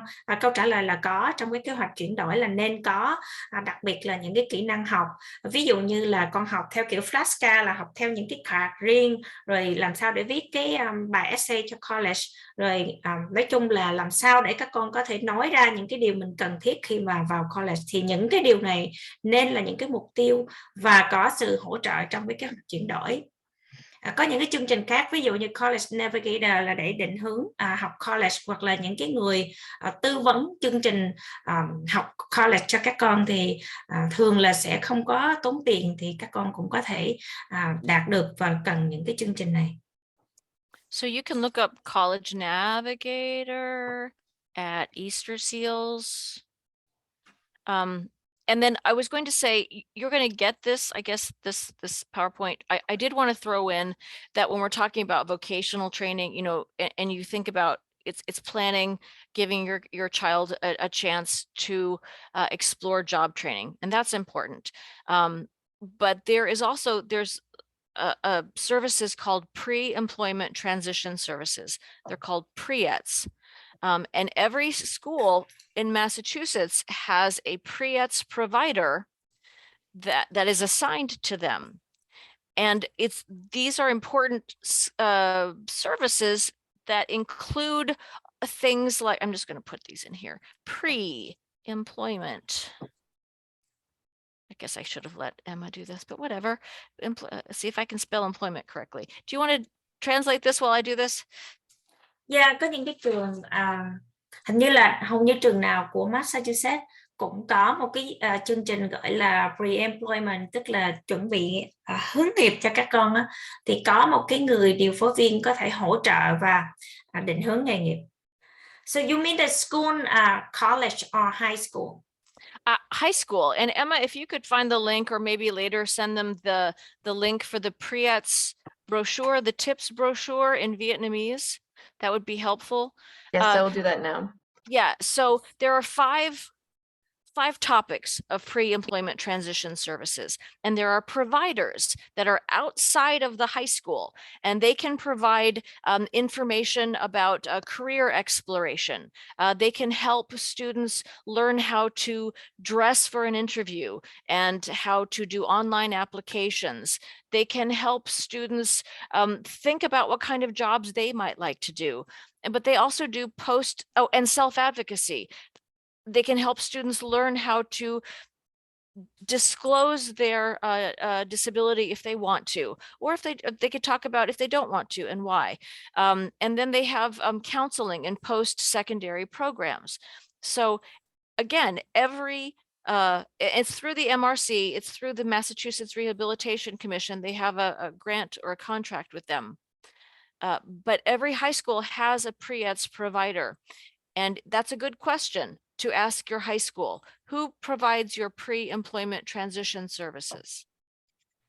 Thank you. Mỗi một cái trường trung học đều có cái người có thể hỗ trợ cho các em sau khi tốt nghiệp để mà tập trung nhiều cái chủ đề khác nhau. Ví dụ như là giúp cho các em biết được nghề nghiệp nào ở bên ngoài, có thể chuẩn bị đi việc làm, đi đăng ký việc làm, chuẩn bị hồ sơ, nộp hồ sơ như thế nào, có cái khả năng tự biện hộ, các con có thể nói ra cái khuyết tật của mình hay không, hoặc là những người tư vấn trực tiếp về nghề nghiệp, thì tất cả các trường trung học nào đều có. Thì cái chương trình này, cái điều phối viên này sẽ được cái quỹ từ cái hội gọi là hướng nghiệp của Massachusetts. Wait, I think I think that's the post-secondary one. I think there's a PREETs one too, specifically PREETs. Sorry, that can be I grabbed the helpful. wrong one. Yep. Yeah, no problem. But just so you guys know, they're underutilized, I think, and there are plenty of PREETs providers out there who are twiddling their thumbs, and they want work. So we need to tell the parents that they're there and have you ask for them. nói cho The phụ huynh schools biết là những cái nhân vật này rất là rảnh và họ rất là mong muốn làm việc với phụ huynh để hỗ trợ cho các con, nên tìm và hỏi nhân vật ở trong cái trường đó là ai. I was at a team meeting not too long ago with a parent, and we asked about the pre-eds program for the student. They didn't know anything. They didn't know what I was talking about. Yep, that's what So I hear. yeah, so I think you also have to, if it doesn't work to go through the school, you have to go through MRC, through the website, Yeah, and just Go- go directly to the vendor. exactly. Who you can look up if you need help, we can help you, but you can look up Mass Rehabilitation Commission and find out which office serves where you live, and you can connect with them, contact them and say, my student goes to this high school, who is my pre-eds provider? Có thể lúc đó là mới có tham gia cái IB nọ, thì trong cái cuộc họp đó không có ai biết được cái nhân vật để phụ trách vấn đề này là ai. Anh chị có thể vào trong website của MRC, thì cái nơi mà mình ở thì sẽ có cái người mà cung cấp hỗ trợ cho cái trường trung học của con mình đang học, thì lúc đó mình sẽ liên lạc trực tiếp để hỏi. And can I tell you something? But okay, it's kind of a secret, but it's not. Ask for the pre-eds provider, right? Get a pre-eds provider. But if it's not working out for your student, you can ask for another one. I just blew your mind, but it's true. Khi mà mình hỏi được cái người mà chuẩn bị nghề nghiệp cho con mình ở cái trường trung học đó, thấy cái người này làm việc không có phù hợp và không hiệu quả, phụ huynh có thể hỏi và yêu cầu một cái nhân viên khác. Okay, now you know things. All right. What's next? But you should say about the indicator for future success, for job, Oh, for employment. Good for you. And I even wrote that down. Genius. So there's been recent research that having a job in high school is the best indicator for success, for employment success for a student after high school. We just learned that over the summer. It's very exciting. Dạ, có một cái chỉ số mà người ta nghiên cứu được là đối với các em sinh viên ở trung học, các con tìm được việc làm ở trung học, thì cái tỷ lệ mà thành công cũng như là có được việc làm sau khi tốt nghiệp đại học thì cao hơn rất nhiều. Yep. I wrote right And there. I know a parent whose daughter has an intellectual disability. She has an intellectual disability, and they got her a job at CVS. She works twice a week. Và tôi có làm việc chung với một phụ huynh có con giống như là được chẩn đoán là dùng cái từ là chậm phát triển trí tuệ đó, nhưng mà con đi làm được và con làm ở CVS 2 ngày một tuần. So that's a great goal. Like you go into your IEP team meeting and you say, I know that my child needs to have a job in high school, needs to have job experiences, because that is the biggest indicator of success for them after high school. So how are we going to get them a job? How are we going to do that? Đó cũng là một điều phụ huynh nên hỏi trong cái IEP, là tôi rất là mong muốn các con có thể được trải nghiệm việc làm khi mà đang ở trong trung học, bởi vì nếu mà đang trong trung học các con đi làm được thì đó là một cái dấu chỉ điểm là sau này các con có thể thành công trong nghề nghiệp của mình. Okay, let's see, where are we here? Okay, so here's 15 minutes left. Yeah, You got might it. want to just go through. So here's a list of transition goals.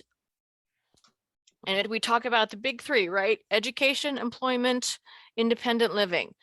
All of these things that are on this list could be transition goals in your child's IEP. They're goals, and then you ask the team, how do we help them get there? So if the goal is traveling around town, how are we going to help my student or my child travel around town? What goals are going to help us get there? If my child wants to work out at a fitness center, what do we need to do as a team to make that goal happen? Those are the questions you ask. You set these goals and then you ask the team, what do we do to make this happen, and who's responsible for each detail? Ngoài ba cái mục tiêu về học thuật, tìm việc làm và kỹ năng sống, thì đây là một trong những cái mục tiêu mà anh chị có thể có trong kế hoạch chuyển đổi, đồng thời chuyển qua trực tiếp của trong kế hoạch IEP. Thì khi mà có những cái kế hoạch này thì quan trọng là hỏi là làm thế nào để đạt được những cái mục tiêu này, ai sẽ là người chịu trách nhiệm và giúp cho các con có thể đạt được mục tiêu này. Oh, okay. I was answering that, but Emma already answered it. Okay. So you've got a list. So, you know, any of the goals, those are all great goals, but it's important that you go in and say, how are we as a team going to help them get there? And let's make these details very specific and who is responsible. Okay. Moving on. Đây là những cái mục tiêu rất là tốt và thực sự có thể áp dụng với nhiều cá nhân khác nhau. Và quan trọng là anh chị nên tìm hiểu là ai sẽ là người cùng trong cái đội ngũ hỗ trợ cho các em, và chi tiết cái kế hoạch hỗ trợ như thế nào để đạt mục tiêu này. So a couple of things. So self-determination and self-advocacy, that starts as early as when they're 5 and you're asking them, do you want the red shirt or the blue shirt? Or are you get to choose dinner on Friday night? Or you see somebody else who needs help and you speak up for them. It's teaching students to use their voice, to know that their opinions are important, and that when you listen to their opinions and their preferences, they know that they have that they matter, and that's important. That's how we want to teach our kids to speak for themselves, because we're not always going to be there. Đây là những cái kỹ năng tự biện hộ và tự quyết định thì cần nên được dạy và huấn luyện từ lúc khoảng 5 tuổi. Ví dụ như các bé chọn là áo màu đỏ hay màu xanh để mặc, thứ Sáu ăn tối là gì, thì về cho các con dùng cái giọng nói của mình, ý kiến của mình và bản thân của mình quan trọng như thế nào. And we've got so many great programs here in Massachusetts that can help students learn to advocate. There is Partners of Youth with Disability. There is EPIC, which teach kids to be service warriors, which means they go out and they do community service. Easter Seals has Young Leadership Rising. We can give you resources to these things, but like if you live in Boston or Worcester, you could look up EPIC Service Warriors.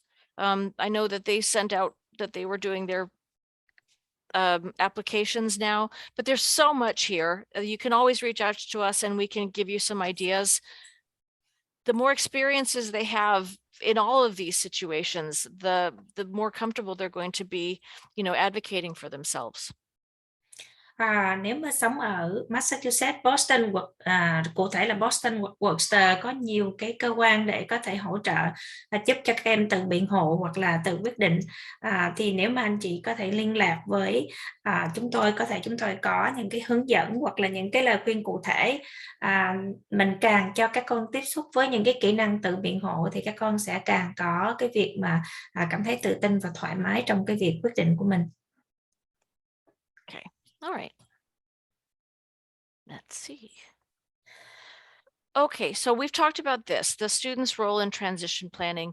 Ultimately, it is that's your student's life. It's their life that you are helping to plan, but they really should be at the center of the transition planning process to the best of their ability and to the best of your ability. Thì cái vai trò của học sinh trong cái lập kế hoạch chuyển tiếp thì các em nên trở là một cái trung tâm để mà có thể thiết kế cái ước mơ viễn ảnh của cái kế hoạch chuyển tiếp và để phù hợp với khả năng của các em. And I would say at the bottom here, the last bullet, aim high and we set goals. If we don't have high expectations for them, nobody's going to. So I would reinforce that. Cái cuối cùng mà tôi muốn nhấn mạnh trong những cái điều mà mình trình bày đó là đặt cái kỳ vọng thiệt là cao vào các con. Nếu mà ba mẹ không đặt kỳ vọng cao vào các con thì không có ai đặt kỳ vọng cao hết. And then the parents' role in transition planning. So we fight, we go to therapy, we fight in the IEP, we talk about challenges. And then when we start to get to transition planning, we have to learn to shift gears a little bit and really try to put our student at the center and give them a chance to practice using their voice and give them opportunities to try things and give them opportunities to fail and show them that that's not the end of the world. If you have never failed in your life, you're not telling the truth. This is how we learn. Thì là phụ huynh thì mình sẽ gặp người tư vấn tâm lý rồi bao nhiêu cái đánh giá để mà có những cái hỗ trợ trong kế hoạch học tập cá nhân IEP. Tuy nhiên khi mà chuyển qua cái kế hoạch chuyển đổi á, thì có thể thay đổi một chút. Trong đó cái kế hoạch chuyển đổi sẽ tập trung chủ yếu vào các em học sinh và khả năng của các em, giúp cho các em có thể thực tế hơn, trải nghiệm và thử những cái điều khác nhau và cho các em có thể thất bại, và bởi vì những cái thất bại đó thì các em mới có thể học hỏi thêm. I would say too that we get used to that there are services, right? That there are services that will do things, and it's great to have support services, but it's also important to remember that we have a role in getting our children involved in the community. I went to a meeting with the Mass Rehab Commission, and they asked us all how we got our first job. And we had to tell the story about how we got our first job. And every person in that room had gotten their first job because of someone that their parent knew, right? It was they had a parent who ran a flower shop, or their uncle did this, and so their first was at a flower shop. My mom knew a lady who knew about someone at a pool, so my first job was working at the swimming pool over the summer. So we can't forget that we have a role in this, and we can always talk to kids when we're out in the community and say, oh, look at that job. I wonder what it takes to be, you know, a waiter or to be a chef. Oh, did you see that? They're working with dogs. I wonder what you have to do if you like animals and you want to, you know, be a veterinarian, and just start having these conversations, but also use your own contacts. Thường là phụ huynh hay nghĩ đến những cái dịch vụ có thể hỗ trợ và làm những cái việc gì đó ở trường học chẳng hạn. Tuy nhiên phụ huynh sẽ có những cái vai trò rất là quan trọng trong cái việc giúp cho con mình tham gia vào cộng đồng. Trong đó ví dụ như là rất là nhiều các em có những cái việc làm đầu tiên từ bạn bè hoặc là người quen, hoặc là ngay chỗ cái cộng đồng mình đang sống. Chẳng hạn như mẹ tôi có một người quen làm việc ở trong hồ bơi, thì lúc đó cái công việc đầu tiên của tôi làm lúc nhỏ đó là làm việc trong hồ bơi. Cho nên khi mà ra ngoài cộng đồng hoặc là nói ở bên ngoài, mình sẽ trao đổi với các con là ví dụ như công việc đi phục vụ bàn hay là bán hàng hay là cái gì đó trên xung quanh đó, trong hàng xóm á, thì mình sẽ nói với con và bắt đầu những cái cuộc hội thoại về cái hướng nghiệp. Okay, we talked about this. So to get a standard diploma, kids have to pass the MCAS tests and meet your local graduation requirements. You can develop an educational proficiency plan for a student who doesn't pass an MCAS. You might be able to work something out with your principal. That has happened. I've heard of that. Để mà tốt nghiệp, lãnh bằng tốt nghiệp chính thức thì các em học sinh phải trải qua cái cuộc thi MCAS và những cái yêu cầu khác nữa tùy của học khu mà mình đang ở. Nếu mà các em không trải qua cuộc thi MCAS thì mình sẽ không có những cái kế hoạch mà tốt nghiệp chính thức cho các em được. Okay, let's see. Okay, turning 18. See, we've only got 4 minutes. There's so much stuff. This is an ongoing process, so don't let this overwhelm you, right? You've got years for this. But at 18, in the eyes of the law, your youth is responsible for things.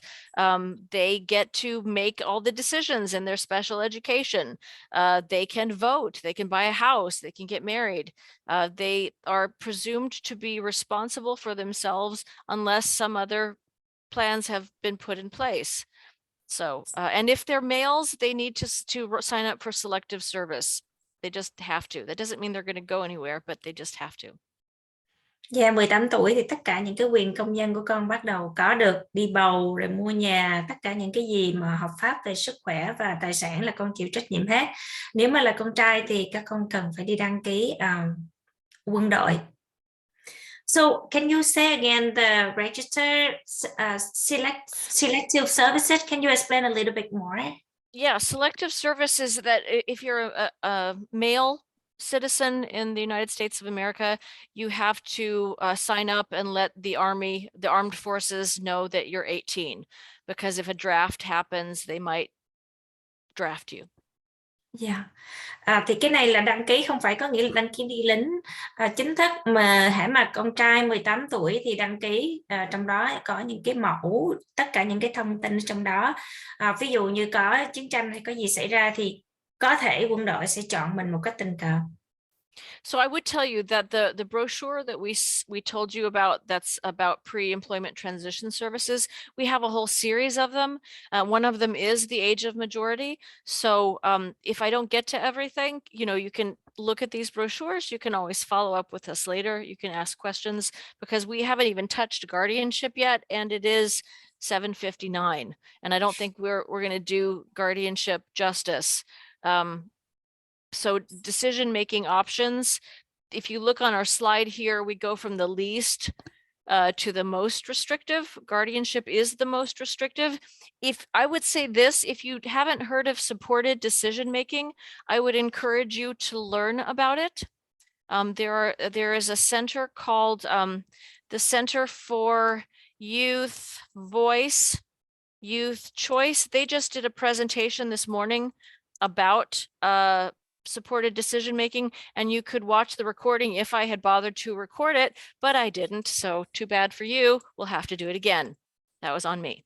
There's also the Center for Public Representation, I think. Yeah, for Public Representation, talks a lot about supported decision-making.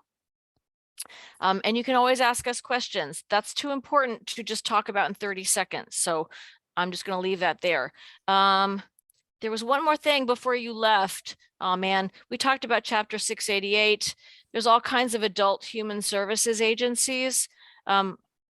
Again, if you know your kid is going to need adult services, you need to talk to the school about getting their Chapter 688 referral 2 years before they leave school. So if they're going to leave school at 18, they should do it at 16. If they're going to leave school at 20, they're going to do it at 18, and so on. So 2 years before, because that lets the adult services folks, when they're doing their budget, know how many kids are coming in and who are going to need some support. Okay. Còn những cái phút cuối cùng mà cô nói rất là quan trọng, cái chủ đề là những cái dịch vụ hỗ trợ mà để đưa ra quyết định đó, thì có rất là nhiều dịch vụ, trong đó có cái khó khăn nhất là làm cái guardianship, là cái việc hỗ trợ về mặt về cái guardianship. Rồi cô nói là khi mà con mình 18 tuổi thì trước khi mà 2 năm đó thì mình cần phải nói với nhà trường có cái giấy chuyển gọi là 688 để mà người ta gửi đến, giới thiệu đến tất cả những cái chương trình có sự hỗ trợ dịch vụ dành cho người lớn, để mà con mình, người ta biết được là con mình sẽ đến cái chương trình đó để chuẩn bị những cái ngân quỹ mà hỗ trợ cho các con. Okay, so you see on this slide, education, employment, independent living, those are the big three in transition. You can read that. You can ask us questions later. I'm going to let you read that. We do have ways for you to stay informed with us and engaged with us. We have a transition listserv that is free. So if you want to hear about events and upcoming stuff, let us know and we'll add you to the listserv. There's a Massachusetts Transition to Adulthood statewide Facebook group. You want to interpret that and I'll be quiet? Thì muốn giữ cho các phụ huynh sẽ có tất cả những cái thông tin về mặt chuyển đổi, chuyển tiếp và được cung cấp từ Federation, trong đó có cái listserv, tức là cái nhóm mà có thể phụ huynh liên lạc để chúng tôi có những cái thông tin cụ thể, hoặc là nhóm Facebook. And I'm going to add this to the chat because we didn't really get to talk about this, but health transition is so important. Your student is going to go from having a pediatrician to having a doctor who serves adults. And you really need to start thinking about that and having that conversation with them. So gottransition.org, I think it's .org, is a really great resource for the healthcare transition. And I highly recommend that you check that out. Con 18 tuổi cần phải chuyển bác sĩ nhi sang bác sĩ người lớn. Anh chị có thể vô cái trang web Go Transition, có rất là nhiều cái thông tin để hỗ trợ là anh chị chuyển đổi từ bác sĩ nhi đồng sang người lớn như thế nào. So I'm sorry we ran out of a little bit of time, but it's a lot of information. I highly recommend, if you can, to see another basic rights transition planning. Do that every so often, just to kind of absorb more information, because it's too much for 2 hours. We do have a new language line at the Federation, so we have access to interpretation, live interpretation. If you call our language line, Vietnamese is option 6. And we do try to make things as accessible as possible. You can let us know if that is successful. Dạ, chủ đề chuyển tiếp là thực sự rất là nhiều mà để có thể nói hết trong vòng 2 tiếng đồng hồ. Cho nên đây là thông tin của Federation về cái bộ phận của Transition chuyển đổi. Anh chị có thể gọi vô trang số điện thoại chính và có chọn lựa số 6 thì chúng tôi cố gắng sẽ cung cấp thông dịch và liên lạc trực tiếp với anh chị. And so thank you very much. Dạ, xin cảm ơn nhiều lắm. Thanks, Rebecca. Thanks, Thank you. Rebecca. That was great. Thank you, Yes. everybody. Yeah. It's a lot of information, but everything is everything is important. Yeah. important. Yeah. Right, that's just it. I don't want to, you don't want to gloss over anything. So, Yeah. just Yeah. keep And lots of asking great questions. Yeah. Yeah, it was great. They were great questions. Yeah. Well, thank you. Anquan, are you staying on a little bit? Yeah, I think yeah, I think I have a few minutes to ask the parent. Okay. Sure, just a few minutes. Okay. Okay, so I will say good night. Thank you, everybody. Thank you so much, Right. Thanks, Rebecca. Rebecca. Thank My you so pleasure. much. Thank Thank you. Thank you so much for coming with us Good tonight, night. Rebecca. Good night, Of everyone. course. Good night. Bye. Thank you, Bruce. Stop and share. Mark. Thank you. Yeah, great questions tonight. I'm really engaged. So, I guess next week is our last week together, right? It is. And Yeah. then we have the graduation Right. Yep. event. So, Do we have to set up for the graduation day? Yes, Bruce and Emma. we probably should do something. Yeah. Well, I know An had recommended the Rainbow Room. Yes, I believe Ah. we plan on February 18. Oh, okay. February 18th. Yeah. The location the same last time we graduate from another year training. Woohoo, we did it. Yeah. Exactly. Anh chị ơi, em nhắc lần nếu anh chị nào muốn đăng ký cho các cháu tham dự Tết của vòng tay cha mẹ qua Zoom á, mà anh chị chưa đăng ký á, thì tại vì hôm trước thì ban tổ chức họ nói là ngày 23 là hết thời hạn đăng ký, nhưng mà nếu anh chị muốn đăng ký cho các cháu thì có thể trong vòng ngày hôm nay, ngày mai anh chị có thể đăng ký, gửi email vô vòng tay cha mẹ để có thể ban tổ chức họ kịp chuẩn bị giống như phong bao lì xì hoặc là những cái đồ chơi tham dự Tết của cháu để họ gửi tới gia đình của anh chị. Thì trong email anh chị chỉ cần ghi rõ tên tuổi của cháu và địa chỉ để mà ban tổ chức họ gửi đồ tới. Cảm ơn anh chị nhiều ha.